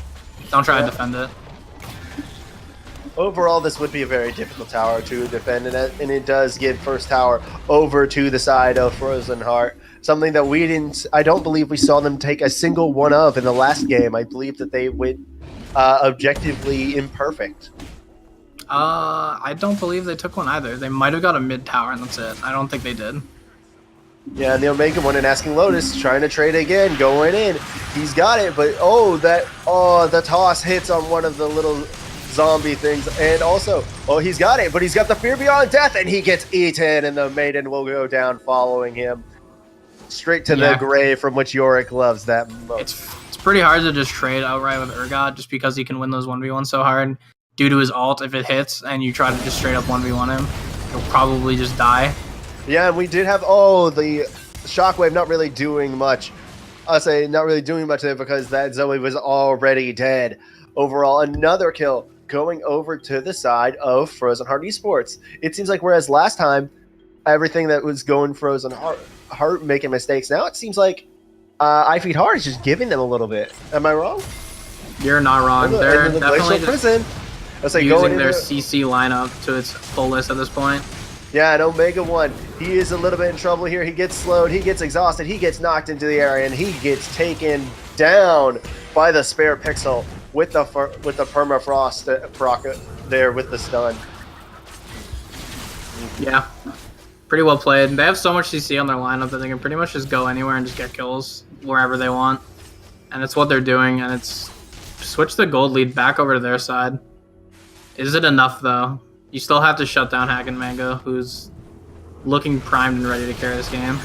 But it seems like you do have that cheese code. Speaking of Hack and Mango, he does out a lot of damage to Dwayne the Stone, who almost dies, but manages to get away with the flash after getting condemned Paddle Starred.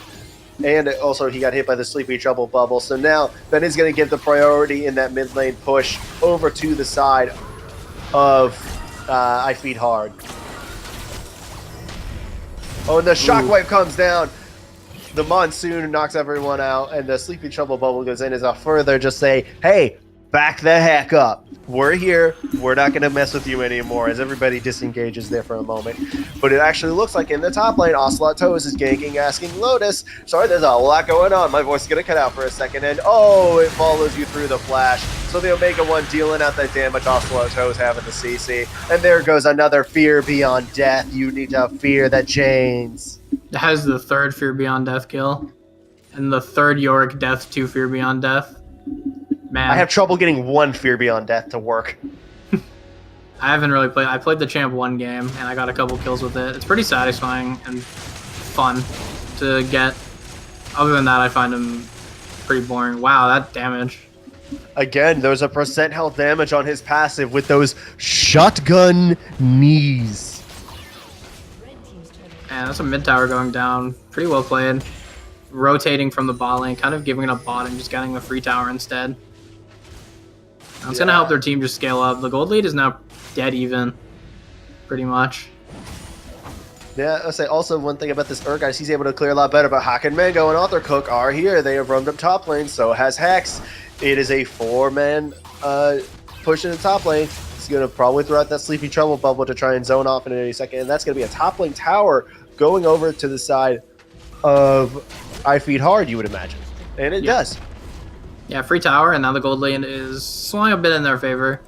Just get the free towers. I think you just rotate bot as 4. You might, I doubt you give a Baron. They don't have an 80 carry on the side of Frozen Hearts. Their Baron is pretty lackluster. So you can just 4-man bot and get the Baron, or not, and get the tower.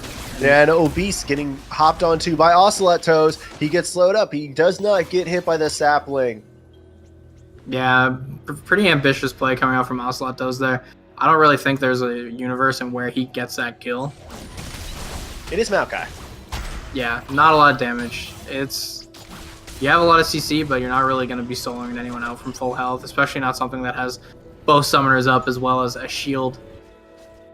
Very overly ambitious. One question I have for you now is, with the gold lead pretty much even, what is each team going to be looking to doing here over the next few minutes before they can really contest any major objectives? What are they looking to do? So auto feeders at this point is just looking to scale up. You're just going to let your Urgot, your Zoe, and your Vayne farm. That's all you need to do. Literally just farm the rest of the game, and you'll just eventually win. And there's no real way for Frozen Heart to stop it. Well, Frozen Heart has to stop that from happening. They have to contest objectives. They have to stop the free farming. They have to use their engage. Use Malphite ult and Sion ult sparingly. Anytime you can get a pick with it, just throw all of your ultimates out and just get kills that way. Yeah, and that Howling Gale popping up perfectly in the time for that. Spirit Pixel, along with the rest, everyone except for Ask and Lotus here, but this is a fight starting up. They've gotten onto Obese. And you know who else onto Obese? The Omega one with that Spirit Pixel going low. Hack and Mango going down as the Vayne is taken out, and so does Author Cook. This fight is not looking good for the side of I Feed Hard, except for the fact that Dwayne the Stone goes down. Ocelot Toes looking like he's going to go down here in a second, but oh, he misses. Oh, he misses the Blast Cone proc and instead gets launched right to his death. The Omega One's still hanging around. He can do a lot of damage, especially if he gets a Sleepy Trouble bubble assist, which he does. And it doesn't look like that's really going to come anything of it, but they are locking down the Omega One. He does have a slow on him. Did have the permafrost, but he manages to get out. Overall, it was a 1-for-2 for the side of Frozen Heart. It's going to be a dragon, and it was a top lane tier 1. Yeah, during all of that, Asking Lotus is just pushing down the top lane, using that Yorick split push effectively. And oof, that was almost a steal. Oof, those steals just make your heart skip a beat. And we are sitting here. We are they are looking to see, can we push anything? The Maiden just sitting there laughing at Hawk and Mango, saying, you do puny amounts of damage. Hawk and Mango's like, no, I don't. I do damage, even though I am a little bit behind at this point. He's now behind where he needs to be in this game in terms of gold. Am I right? Yeah, he's definitely a little bit behind, but he has picked up the items he needs to just kill these tanks. At this point, it's just going to be staying alive and trying to dodge out those ultimates. The last fight, he got caught up with a couple ultimates. I didn't quite see what happened to him in the last fight. I do know he got hit by Shockwave. Oh, but speaking of Shockwave, there goes a lot of CC. All the ults down onto the Omega One, who's about to go down. Hawk and Mango joins the fight, though. 2% milk might have been off too much, more than he could chew with the tower. And there goes the Fear Beyond Death. Plus that tower shot's able to do it. And 2% milk. Oh, barely manages to live with 60 HP on that Malphite. Hawk and Mango out for a blood there. But on the bottom side, we still have Asking Lotus pushing. I also think Hawk and Mango could have got the kill if he had kept walking up and autoing. He had one more proc left for he had one more proc on his W left, and he would have just been able to get the kill if he had just kept autoing. I don't know why he stopped. I think he thought he might have got the kill with that last auto. Unfortunately, it did not, and because of that, 2% milk lived. But overall, not a terrible fight if you're auto feeders. I do have one question for you. At what point does Hawk and Mango start thinking about building a QSS to help cleanse some of these things, like the stun that follows up the Orianna ultimate, the Sejuani Glacial Prison, the slows from Yorick, the slows from Malphite, some of the slows from Sion. When does he take a QSS to start cleansing these? I think he needs to finish one more item before he goes in. There's so much on him to carry these team fights that he needs to do damage, and the QSS is going to slow that process down a little bit. If he can wait, I think, until he gets one more item and then go into QSS. He's already forced to go to the last Whisper, so his damage is kind of slowed down quite a bit. Yeah, and it looks like another thing that's being slowed down is 2% Milk. As the Omega one catches him out, he got Sleepy Trouble bubbled. He's about to be Sleepy Trouble dead after he gets out the Unstoppable Force. A little bit of a wasted ultimate, probably should have been saved for the next fight. But overall, it did get good damage down to Hex, who does have teleport, so he could probably just back and then return to full health with some extra gold in his pocket. Yeah. Good pickup on the teleport, though. It's going to be really huge. He's going to be able to just TP back in on this. Unfortunately, it's very hard for them to siege into this because there's still the threat of the Sejuani ult. But they're going to have to try to get towers somehow. And it looks like the goal is just to win team fights at this point. And that's a big bot wave that Hack and Mango is going to be able to pick up. And that's going to help him snowball this game even more. Because at this point, there's so much on the Vayne to just carry this game. Yeah, you have to think, though. Do you get an Ardent Sensor this game if you are Author Cook? I believe you do. And I think if you're Maokai, you get Knight's Vow. My thoughts exactly, as those items will go so far as to keeping this Vayne alive, have her dealing out so much damage, and get Hawk and Mango just further ahead. He's already ahead of his enemy laner, but behind where he was kind of expected to be by us at this point in the game.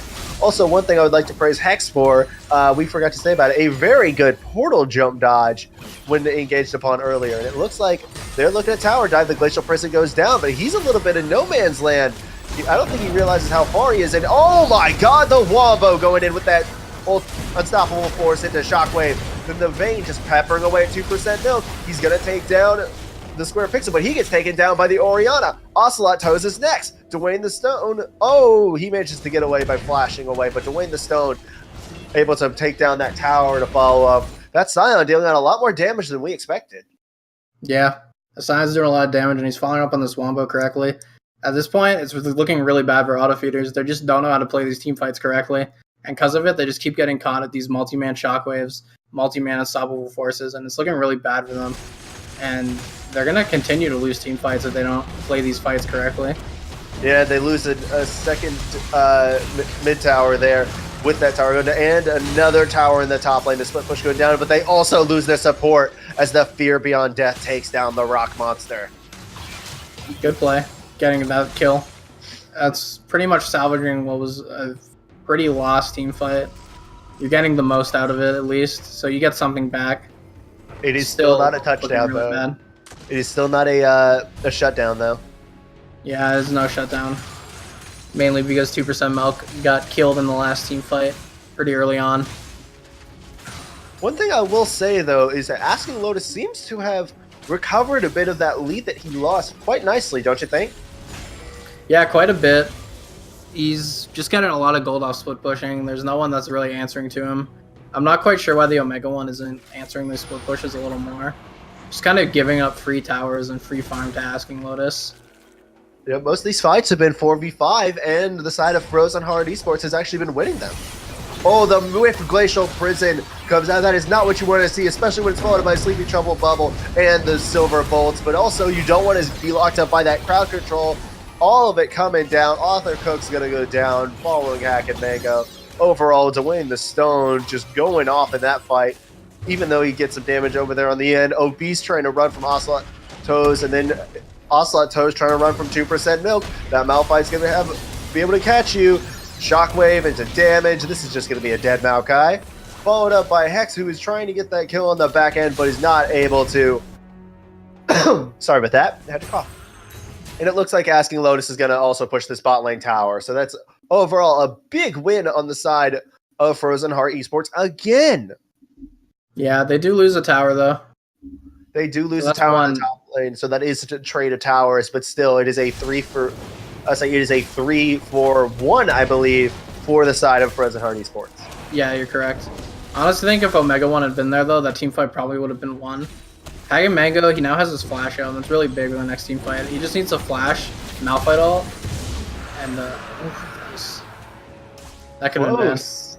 Just barely managing not to steal that. That was almost stolen, and that would have been a big Mountain Drake. But right now, the game is appearing to be in the favor of Frozen Heart Esports. What can IFH do to get back in this game? They just have to keep the Van alive in these fights with every way as possible. Really, Janna just needs to sit on Hack and Mango and just make sure the Scion can't get abilities off and not get hit by the CC himself. If you keep the Van alive, you'll probably just win these team fights pretty handily. Speaking of team fights, a wasted Unstoppable Force. Those that hit the Omega 1, but after the Glacial Prison. So right now, that is just 2 massive ultimates burned. But given the amount of cooldown reduction on these 2 champions, I would not expect them to be down long with 40 on the Maokai and another, I want to say 30 on the Sejuani. Yeah, there's 30 on the Sejuani. So overall, those will be up in just a few minutes. They're already halfway down on their cooldown. Yeah, and you did get the flash off of the Omega 1, which is really good to see. Yeah, Flash can become so essential in this fight. They're going up. These teams are just trying to square each other up. Neither one to make a mistake, as they're especially Obese, who is sitting at that 10-0-3. That would be such a massive shutdown for the side of IFH if they manage to get him, because also that's going to be a lot of the damage going down if that does happen. Do see the Omega 1 caught, so there's a lot of damage down to 2% milk. These teams are squaring each other up, and IFH is chasing.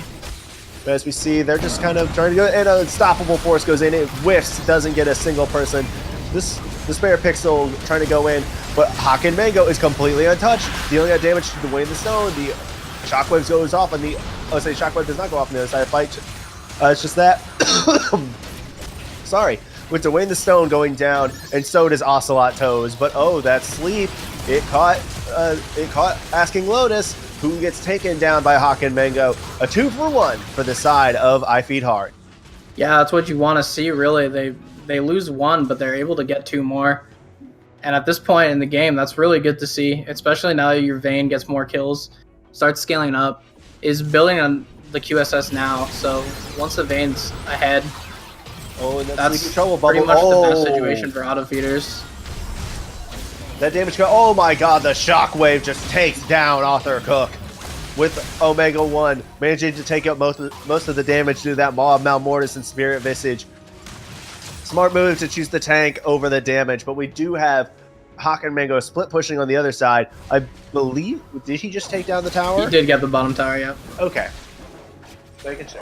And he does finally pick up that QSS. Yeah, the QSS is going to help him a lot in these team fights. Pretty much guarantees that Sejuani is not going to be able to pick her out herself. It's just going to be dodging the Malphite all at this point, and if you dodge that, you're pretty much free to go. We saw it miss in that team fight, and then no one was able to kill Hack and Mango, and he was able to just take Dwayne the Stone out pretty easily. You do also have to avoid the Shockwave. Yeah, also the Shockwave, but that's pretty much hand in hand with the 12-0 Orianna. Yeah, Orianna is definitely very big. Obese is playing very well, and there's no way for auto feeders to really get to her at all. I don't think she's been hit by like a true Zoe combo this entire game. Maybe that's why I have to eat turkey burgers tonight, because the side of Frozen Heart Esports took all the beef. Boo. I know that pun was bad. I'm sorry. It was a good effort though, if nothing else. I'll give you A for effort. That's about it though. That's all you get. Aw, effort comedy. Yeah. Wah, wah, You tried, buddy. That flopped harder than me and Solo Q. Okay, so moving on with what they are is they're squaring up each other here. Kind of a repeat of what we saw a few minutes ago. However, what IFH is trying to do, it appears to trying to bait out most of those essential ultimates like the Unstoppable Force, like the Shockwave, which obviously is going to go hand in hand with 2% milk. Just having that shield on it, and it does land straight on top of Hex, who dies for the 4th time this game. The Omega 1 is about to be Omega done if they have anything to say about it. But no, he gets away, and he gets healed up by the Redemption, so he's able to get out due to just the sheer CC, the defensive CC coming out from his team. Yeah, and there was that Wombo combo. I'm surprised they only got 1 kill out of it. It looks like they're going to just go to Baron at this point. Overall, a smart Baron to go to between the Yorick, the Maiden, the Minions, the Orianna, all of that's going on. There's not really going to be much potential to contest, and there is no contest whatsoever from the side of IFH Hard. So that is a free Baron over to the side of Frozen Heart Esports. Yeah, easy Baron to take. Really no contest. And just snowball the game with it now. And this game is pretty much over at this point. Well, if you use remember, this Baron correctly, there's no real way that you lose this game unless you just get wiped by a Hack and Mango. we've seen throws bigger. Remember, we've seen a 15,000 throw in the LCS. It's only a 5,000 gold lead. It's only 5,000, but that's a big 5,000 because at this point, auto feeders have no handle on how to play these team fights. Yeah, they really don't. I would say IFH Hard really doesn't. They don't seem to be as coordinated in these fights, especially Hex, who's constantly caught out here, sitting out at 4 deaths while not really being able to do as much damage himself. And oh no, Ocelot Toes goes in and he's going to go down. And Hex looks like he's soon to follow. Is that those tanks deal a lot more damage to him than he does to them? And that's a dead mid laner there. The Zoe dies. I'm pretty sure there are a bunch of people in solo queue who would love to see that. Yeah, Zoe is just not looking like a good pick here. It's honestly not doing anything. It doesn't even matter if you hit the E over and over again. It doesn't do any damage. You're just not doing any damage to any of these champions. Most certainly not. They kind of got baited, and I think that was part of the pick ban on Frozen Heart's side. I think they baited the Zoe pick out, not banning it and just letting it go through, and then just picking this lineup. And now the Zoe just can't do anything. Yeah, and that Zoe and the Maokai both dead for another. I'll say the Zoe dead for another 10 seconds. This is going to be a bottom lane inhibitor tower, possibly an inhibitor follow-up because they don't really have the team fight damage at the moment to go up. This Redemption going to try and get those minions down low, but I'll say Author Cook a little bit far out. Omega 1, oh my god, Hawk and Mango gets blown the heck up along with Omega 1 and Author Cook, and that's probably going to end up being the game with Ocelot Toes soon to follow them to the grave. Overall, OB say it's like, hey, you remember me? I was the one doing well last game. I'm now at 16-0-6. Fight me. And they take down the next, that first Nexus tower. They take down the second Nexus tower. Say there's a Sleepy Trouble bubble landed, but it's not going to matter. The Nexus goes down. So we're all tied up, folks. Yeah, looks like we're going to get a game 3. Whew. I'll say it is the Rampage. It is the snowball factor. It is the red side advantage in this game. It seems like when you have the counter picks, you have the advantage. Yeah. Really well played. That cheesy team comp came out and won hard, but honestly, I don't even think the cheese picks were the reason they won. It was pretty much just the Orianna. Hard carried that game. Did so much damage and just made that win happen. Yeah, let's take a look as to how much damage that Orianna did. Holy friggin' crap. That Orianna did 38,000 damage. The next highest member of either team was the 22.9 thousand damage done by the Zoe of Hex. So overall, you have to think Obese is your MVP for this game. Am I right? I would say he's definitely the MVP. There's really no contest. No one else comes even close to it. Yeah, Obese, I tip my hat to you. That was a heck of a performance we saw there. So we are going to take a break and we will be right back with game 3 here in a little bit. Cue the music. I hope it's Silver Scrapes.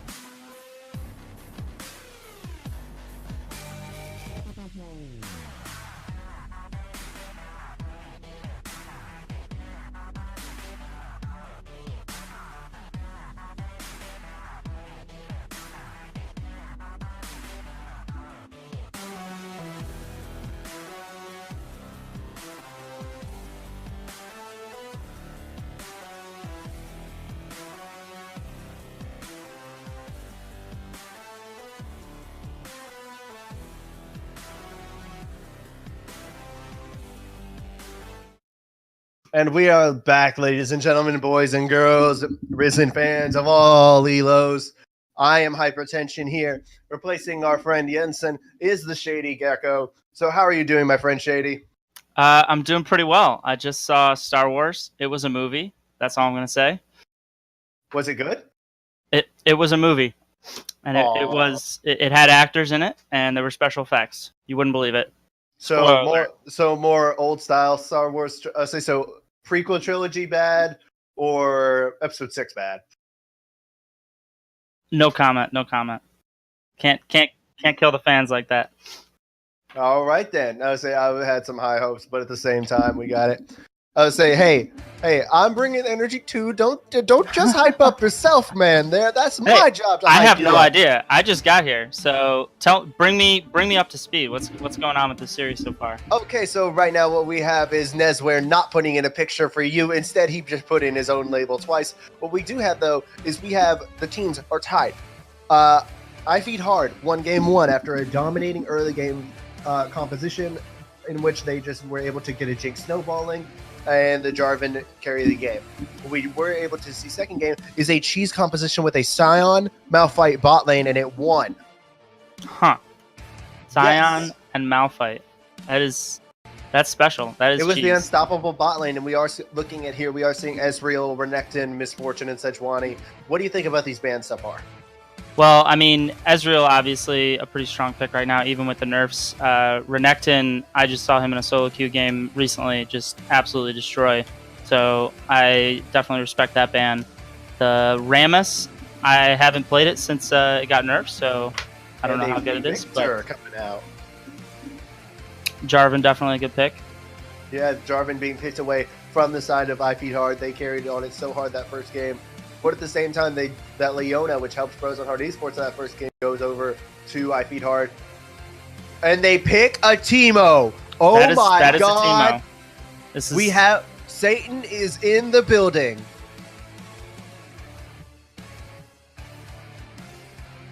I'm suspenseful of what they're going to pick next.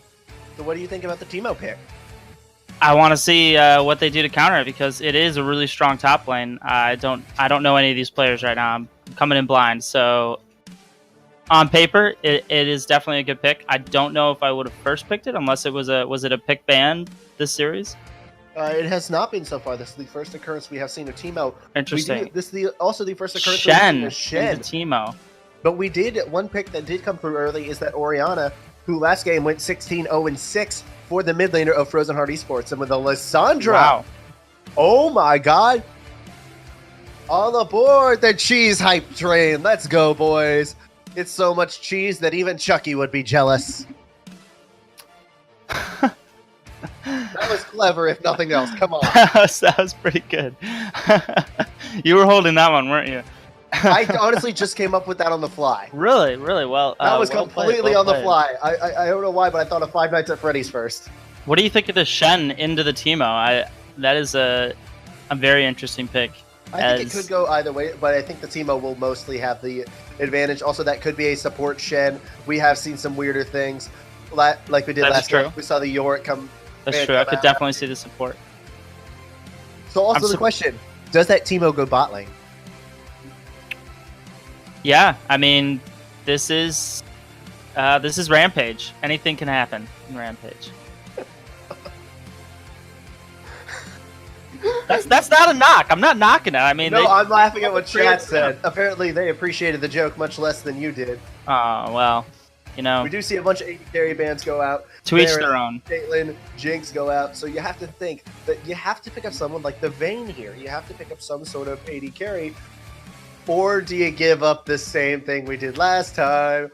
That is a Teemo 80 carry. I called it. They believe it's a Shen support as well because they banned New York.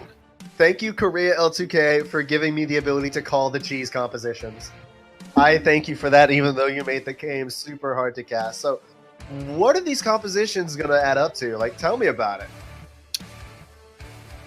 It looks like with I Feed Hard, you know, they're really looking to jump on you with the Leona, initiate that. Lissandra gets in there, freezes the 80 carry. Darius follows up with a few Qs and then just starts dunking people. That's their game plan, at least. Yeah, and then the Ashe comes out to respond to the Teemo. So it will be a traditional bot lane this time, at least in terms of the fact that we'll have an actual AD carry. I'll say we have a freaking Teemo in this game at AD carry, and then there is a Gnar top lane that is a Shen support with these off-meta Frozen Heart Esports picks. Oh my god, are they going to become the Kings of Cheese? And a Vi jungle. Oh boy. They are really looking to just initiate, make picks all day. Just run in there and dunk as often as possible. Yeah, we have the Dunk Master train going on. The only thing we would need left is an Alawi support, and it would be dunks on dunks on dunks. Dunking harder than donuts there. That one wasn't nearly as good. I'm going to admit, that one was pretty bad. God, I regret that joke. That's all right. We forgive you. No, you don't. I'll say the chat won't. I forgive you. I forgive you. I don't know about chat. Twitch chat can be brutal. I'll say Twitch chat will not spare me a dang bit of thing. I still can't believe we have a Vi and a Teemo. Well, the Vi isn't so bad. I mean, she's not up there in the win rates, but I don't know if this guy plays Vi. You know, maybe he's really good on her. She could be really strong if she pops off. So absolutely could. We don't know what's gonna happen there. I think they're definitely looking for a team fight comp on Frozen Heart. You know, they want nice settled fights 5v5, whereas I Feed Hard just want to try to make picks and fight 5v4, 5v3, 3v2, etc. One thing I do have to ask you: the Darius versus Gnar matchup. Darius has been banned for a bit because of the fact he was banned in game 1 against the Omega One. He now gets his pick. So against Asking Lotus, who on Gnar in the first game was actually thoroughly dominated by the Omega One's Renekton, what do you think about this matchup? So Darius, did he just get a buff in the most recent patch, or was that just Renekton? Darius did. So I do not know. Darius might have. If he already bullied this Gnar before, then I have a bad feeling for Asking Lotus. But on the other hand, if he plays it right and kites away from the Darius enough with his Q and his autos, then he could end up winning the lane. And then even if he goes even in lane, he will be more important to the team and team fights for their comp for Frozen Heart. So you're saying that the Gnar will? I'm sorry. Gnar will be. Yeah, sorry, that was a long train. No, got you're derailed. Good. No, you're good. It just cut out there for a second, vocabulary-wise. I was like, no, sorry, vocabulary, audio-wise for me. But yeah, I mean, Gnar generally in a team fight, you know, he has more CC. He might not have the same damage that Darius does, but he's not going to get kited as hard. He can get onto he could do a flash, you know, E, and then jump and ult them all into the wall. So one thing I will have to question. Going from a Vayne, a champion who does get caught out a bit against someone like a Jarvan, straight into someone else who gets caught out a bit by someone like a Jarvan, Teemo. What do you think of this AD carry pick? I don't like it. I mean, I'm gonna be honest. You know, it's very cheese. So if Leona and Teemo can get control of the lane early, they will dominate. But Teemo also just got nerfed, so it wasn't his a damage massive nerf. It was fairly weak. Let's get it was, but you know, if you count every auto, and if he's going to be the AD carry, he's going to need to be autoing a lot. You know, that's a lot of damage you lose over the game. So he's probably going to go press the attack instead. Well, we'll see. We'll see. Or it could be you never know. Full AD Vi. We don't know. I would think he'd go AP. You know, just so that he can balance out the comp a little bit, like kind of I mean, the power does do a big damage over time mage. True, but you know, they have the Darius and the Vi and the Leona already doing a lot of damage. I mean, I don't know. I guess I don't play with Teemo AD carry very often, so. I actually have played with it quite a bit. Not it myself. I refuse to play that cancerous waste of a champion.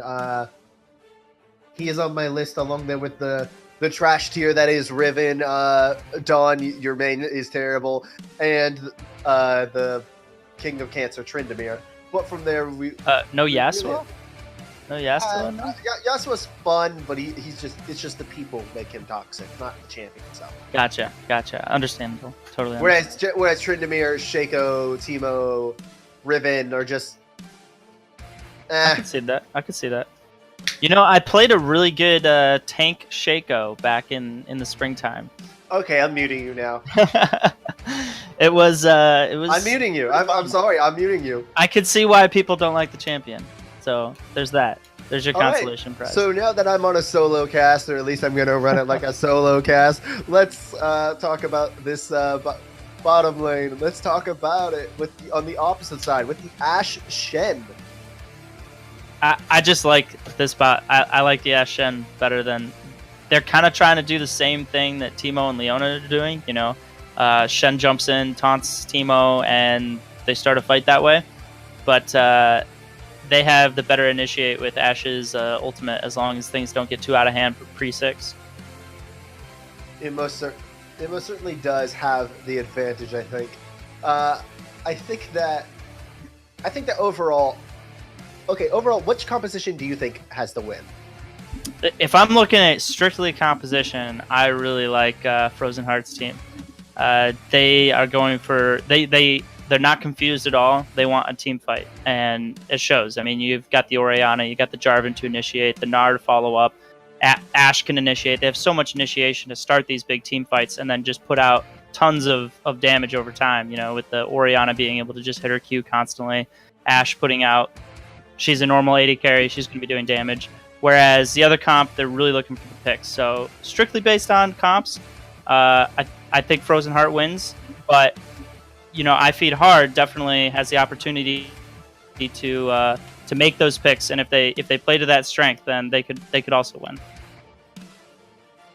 Yeah, I really think that the composition of Frozen Heart Esports is better this time, but then again, I have been wrong in both situations in terms of calling the team compositions. So honestly, that probably means that I Feed Hard is probably going to win with their single target damage composition. So now, like I said, anything can happen in Rampage. So yeah, we really have to watch it as it is Rampage. Hey, I casted Bronze and Silver a lot in Compete League, so I speak it. The team that won the whole thing, for the CL Bronze and Silver was the Kings of Cheese. Like, they were literally known as the Cheese Comp. They ran 2 Insta-Lock comps and won in the finals. Wow, that's impressive. So I'm pretty much used to cheese at this point. Like, I've been exposed to it. I've been dipped in it enough. Okay, so as we get into game, oh man, I forgot the skin game. Whatever, we'll get to it later. I would say I will start by introducing the blue side. On the blue side, we have Frozen Heart Esports with Asking Lotus on the top lane. Gnar, we have the Spare Pixel on the jungle Jarvan. We have Obese on the mid lane Orianna, that carry potential there. We have Dwayne the Stone on the AD carry Ashe, and 2% Milk on the support Shen. Would you like to, could you introduce the red team? I do not have the names in front of me. If you would be able to, they're in the lobby. Oh, I can go over there. Yeah. Wait. Which lobby? No, the draft. I was in the game. Oh, yeah. Oh, all right. Yeah, there we go. All right. So, top lane, we have the Omega 1 on Darius with Vi in the jungle, Oscillate Toes. And then we have, I guess, Hex. That's a pretty cool name. He is in the mid lane on Lissandra. In the bot lane, we have Teemo and Leona with Hacken Mango and Author Cook. I think you did fairly well in those pronunciations there. Another thing I see is that we actually have a Spell Thief's Teemo. You were correct. It is a AP Teemo. I really think they're just going for that constant pressure of Q or auto the Shen as much as possible and just back him off. Also, and here we have Jarvan laughing at my comment. Yeah, overall at this game, I will say, while the number skin game is tied, the overall skin game does go over to the side of I Feed Hard because of the fact that they not only have Omega Squad, Teemo, and Program Lissandra, they have Dreadnova Darius. Also, there's minus points for the fact that they have the Gurren Lagann Gnar. That skin is so bad. The which one? The Gurren Lagann Gnar. It's the Super Galaxy skins. They're all based on Gurren Lagann. Gotcha.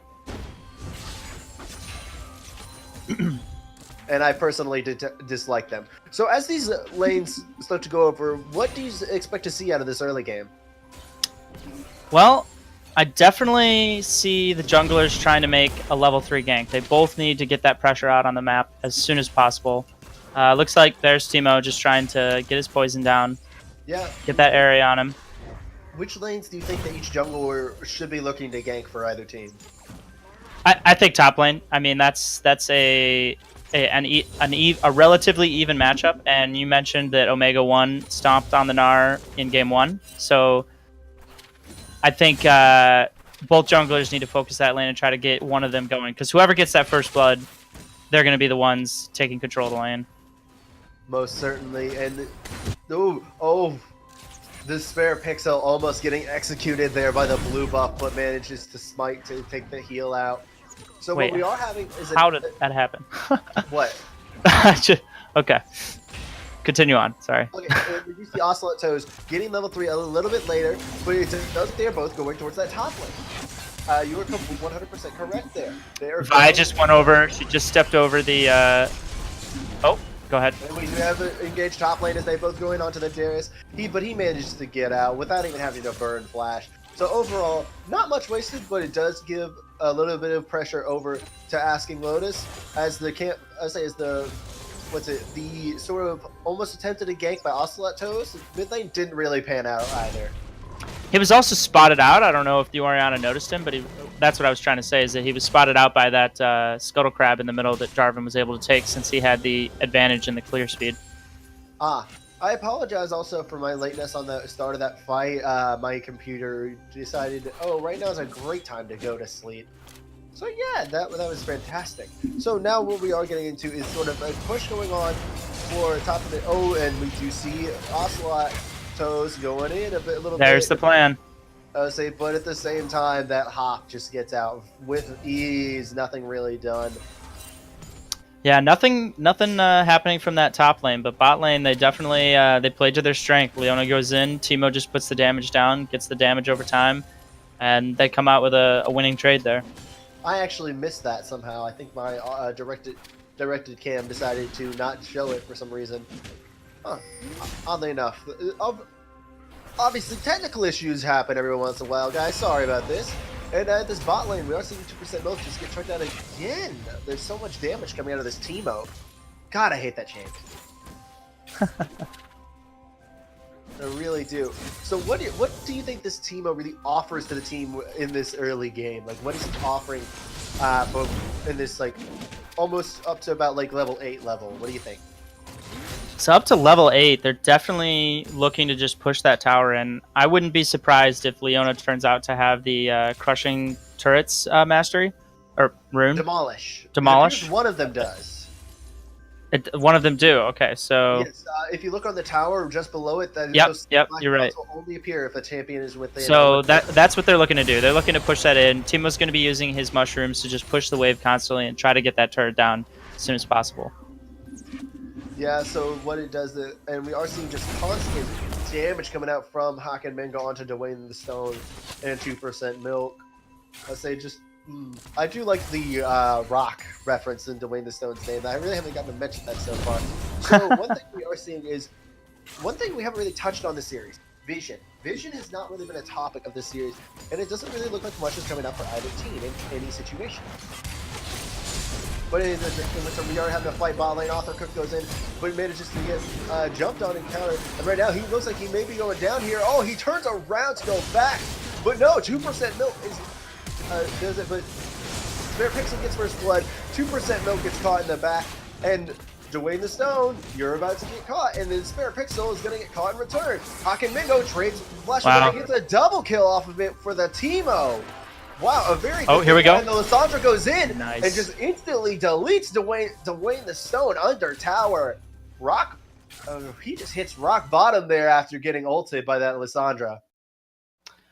That was really well played by the Lissandra too. As soon as she hit 6, she headed down bot. As soon as she saw the fight started out, it turned out to be a really long fight, and she was able to make it there in time.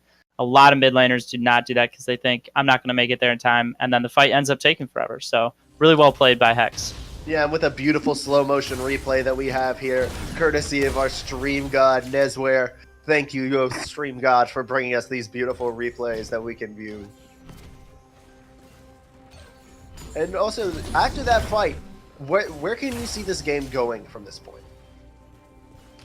Well, now that Teemo has a double kill, Mid laner has a kill. I don't see mid lane getting messed up too badly, at least the Orianna. She's up in 10 farm, which is almost a kill.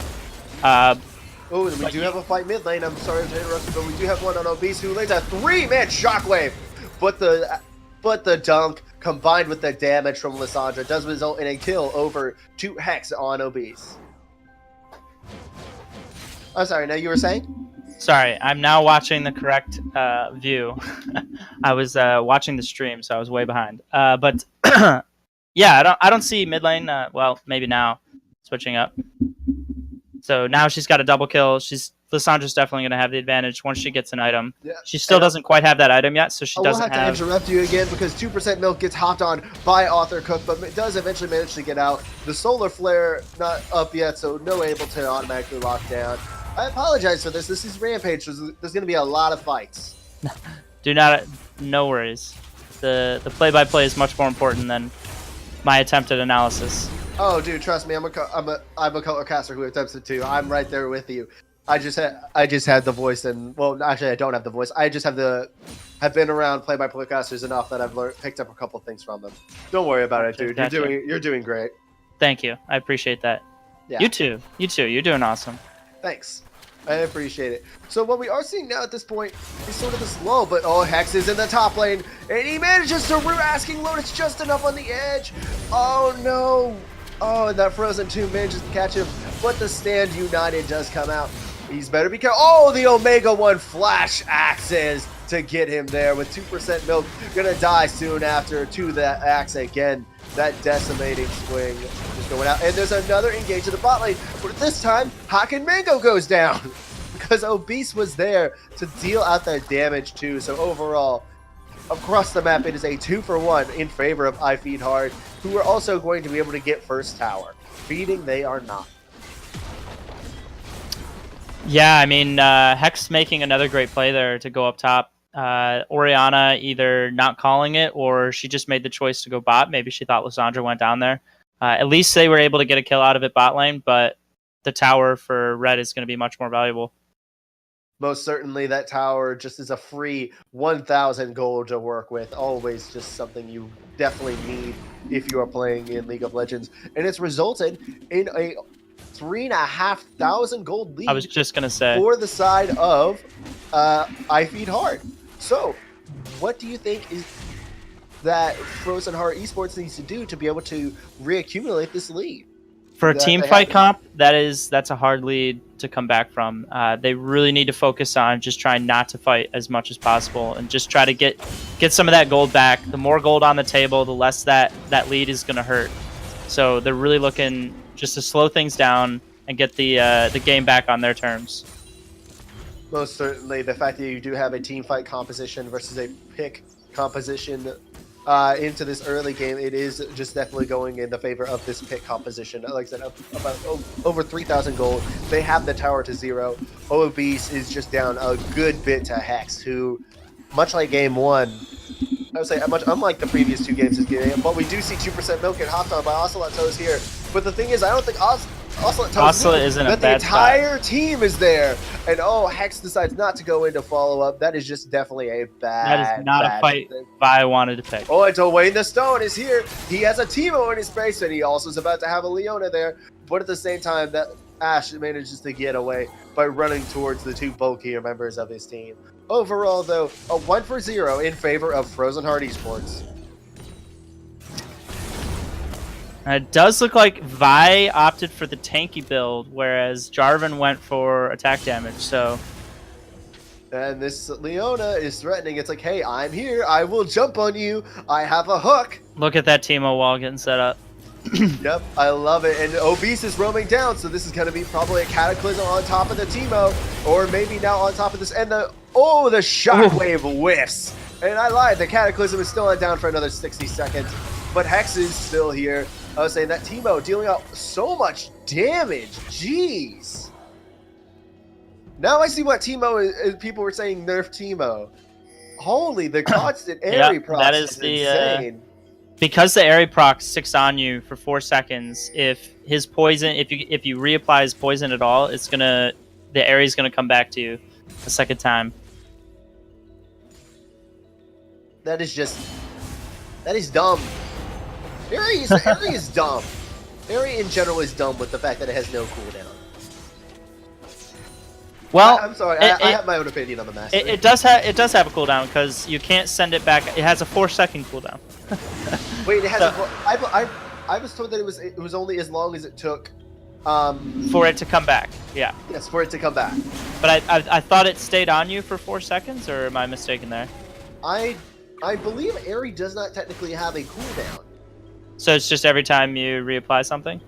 I believe it is every time something is reapplied. Like something like a Brand, I believe, also could reapply it. But Brand doesn't have quite the same amount of potential for DPS as the Teemo Yeah, so does. then Teemo can even have... If you get hit by one bomb, you could, if you're close enough, get hit twice by the Airy. So that is... Ugh, that's dumb. Why is that a thing? I don't know. Thanks, Riot, for Fat Monster. Teemo's actually viable for once. Thank you, Riot. Huh. Okay, so back into this game. Enough of us complaining about Teemo. Kicks her sass champion. Now we are seeing these supports like trade some wards. Author Cook like, hey, oh, what's up? For 2% milk saying, Now, oh, hi, I'm here too. Yeah, hey, what's up? Oh, just checking out the river, no big deal. Same here. You mentioned the Vision game, and so far they've been placing a lot of Vision down here. Both supports have been scanning, clearing wards. So looks like the red side has definitely got the advantage when it comes to wards, but blue side's attempting to make their own contribution to that factor. Yeah, and it does look like there is an attempted gank on the top lane for onto Omega 1. Does get hit by the Flag and Drake, does get hit by the Shockwave. But you know what else gets hit? All the members of Frozen Heart Esports as with a double kill for Hex. Wow, a big turnaround of that fight. As this Darius is just applying those stacks of Noxie and of the Noxie, and the dunk comes down, killing the Shen. And this is just a dead Ashe as well. The Solar Flare picking up the kill. Overall, that is a 4 for 0 for the side of I Feed Harder. I Feed Hard is just looking extremely in control of this game. You know, you can't dive a Darius unless you know you're going to shut him down hard. Most certainly, that Darius just such a dominating pick when he gets ahead. The pardon my French here. The stereotypical dick champion that you have there, because Darius he just exudes everything that you can hate about a person. He's got that confident visuals. He's got that square jaw, that confident look. All of his voice lines just make him seem like even much more of a jerk.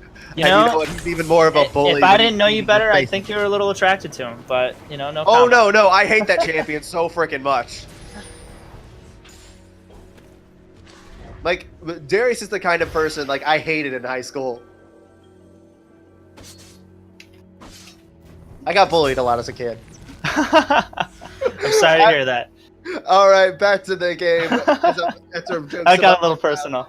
Oh no, I was making jokes about my high school, dude. I'm just joking. I know. But yeah, no. As we see it, also Teemo is not. I say Teemo is too far for that area to play again. But again, so much damage come out. Never mind, that area's going back. I did get confirmation that Airy lingers for 2 seconds after hitting. So it's on a 2 second plus however many seconds it takes to get out. Yeah, we'll have to interrupt you for 2% milk just getting hit, but almost saved by the Ashe arrow. Hex will be able to get out of this probably. Yep, with that with the claw, you're just able to get out. And Ocelot Toe's in trouble here. So is the rest of his team. Ooh. With that Solar Flare coming down, being clutch and able to get up, asking Lotus. Author Cook saving his team in that fight. And they are going to push for this tier 1 mid. I went back there, Pixel. They do take down this tier 1 and are able to get away. It is a 1 for 0 for the side of I Feed Hard. Yeah, it is not looking pretty for Frozen Hearts. Although this is Rampage, so anything can happen. There is almost a 10,000 gold lead at 17 minutes.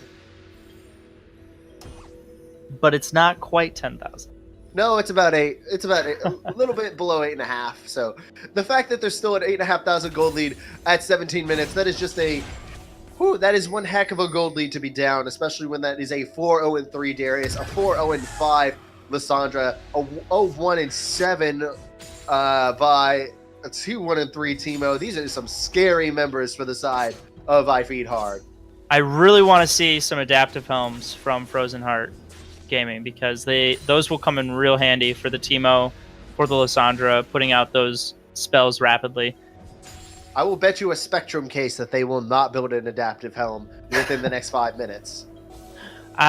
It looks like Jarvan is more concerned with the Vi and Darius right now. Oh no, he should be concerned with the Teemo who's hopping onto his support. Oh, the Vi is going to go back in. That Solar Flare lands right on top of 2% Milk, who's just getting damaged a little bit, not too much. But again, but we got Lissandra coming up the back. I'll say Lissandra coming in the back and just able to take down 2% Milk. And then Spare Pixel goes down to Hack and Mango. So Yikes. overall, a 2-for-0 in the favor of I Feed Hard. This How Teemo many and times have I Lissandra said are just that this game? putting out so much damage. Tons of damage. Ooh, a 3-man. Oh, what a shockwave there. But then a dunk from Ocelot Toes. The damage going down on the Obese, taking down the carry.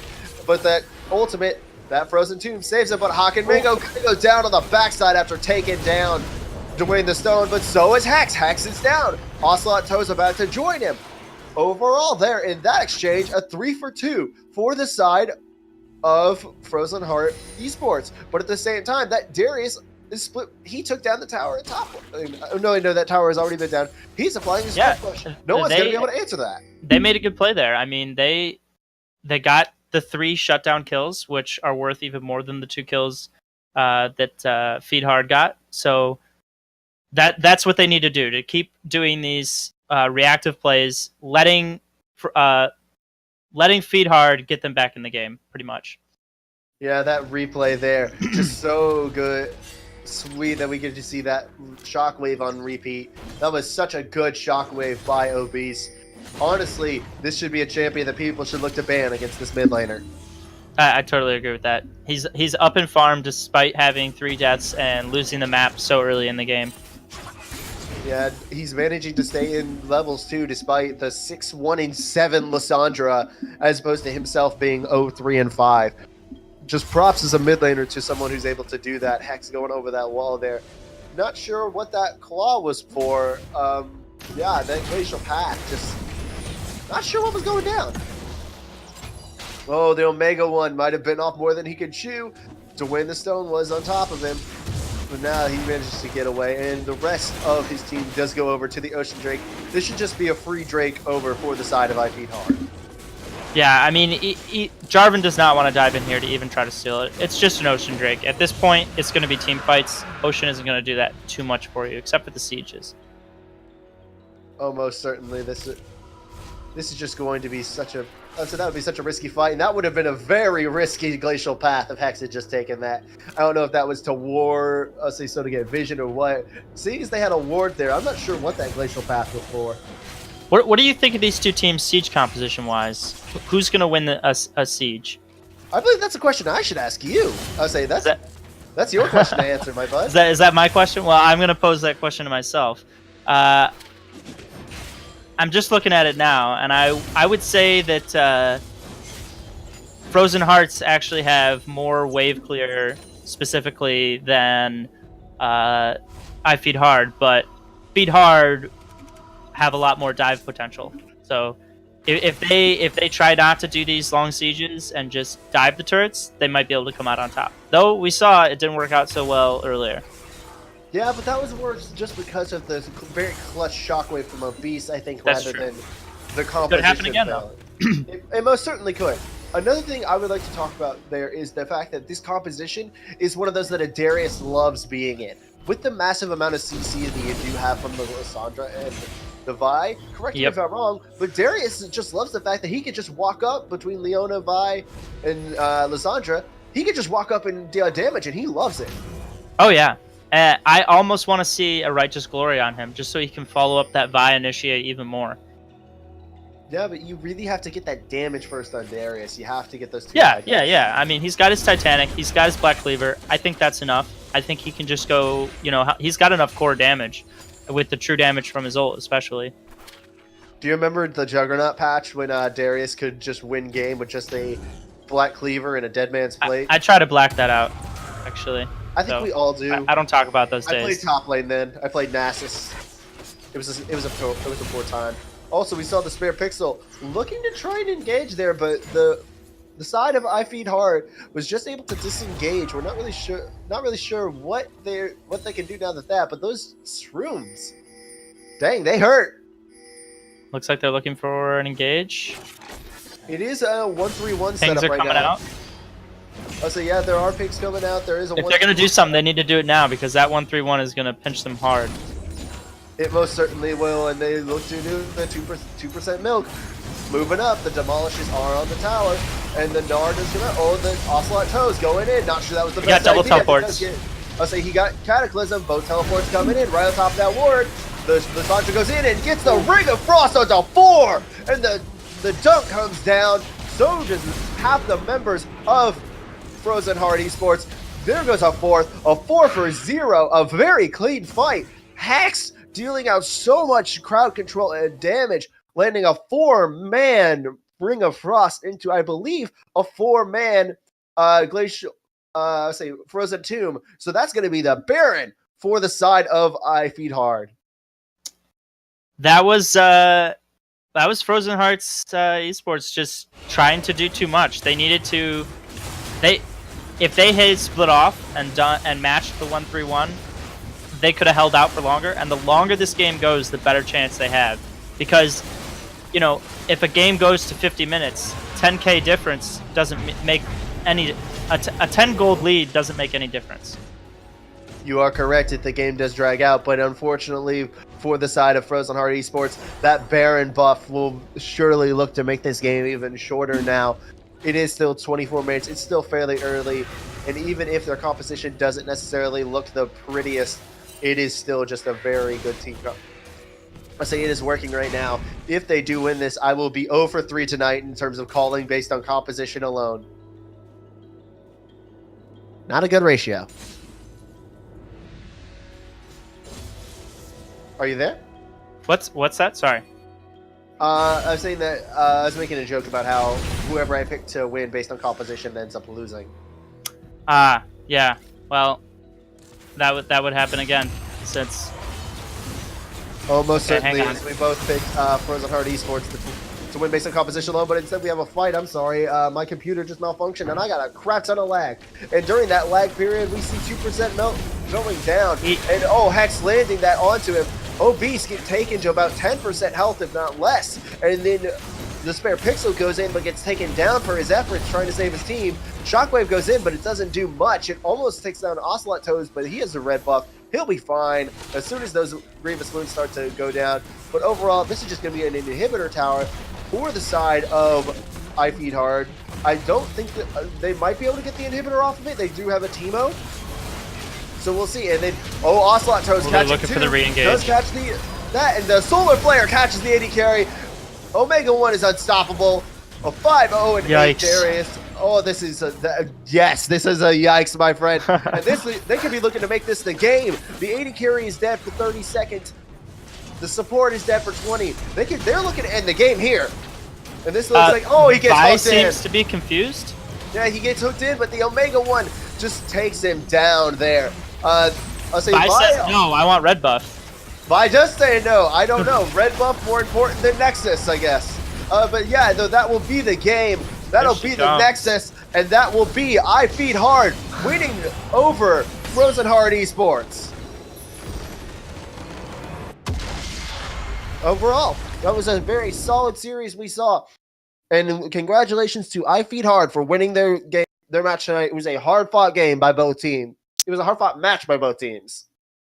Yeah, I think just a couple core mistakes by Frozen Heart Gaming, and they lost, and the other team used their snowball comp well, and were able to snowball, if you will.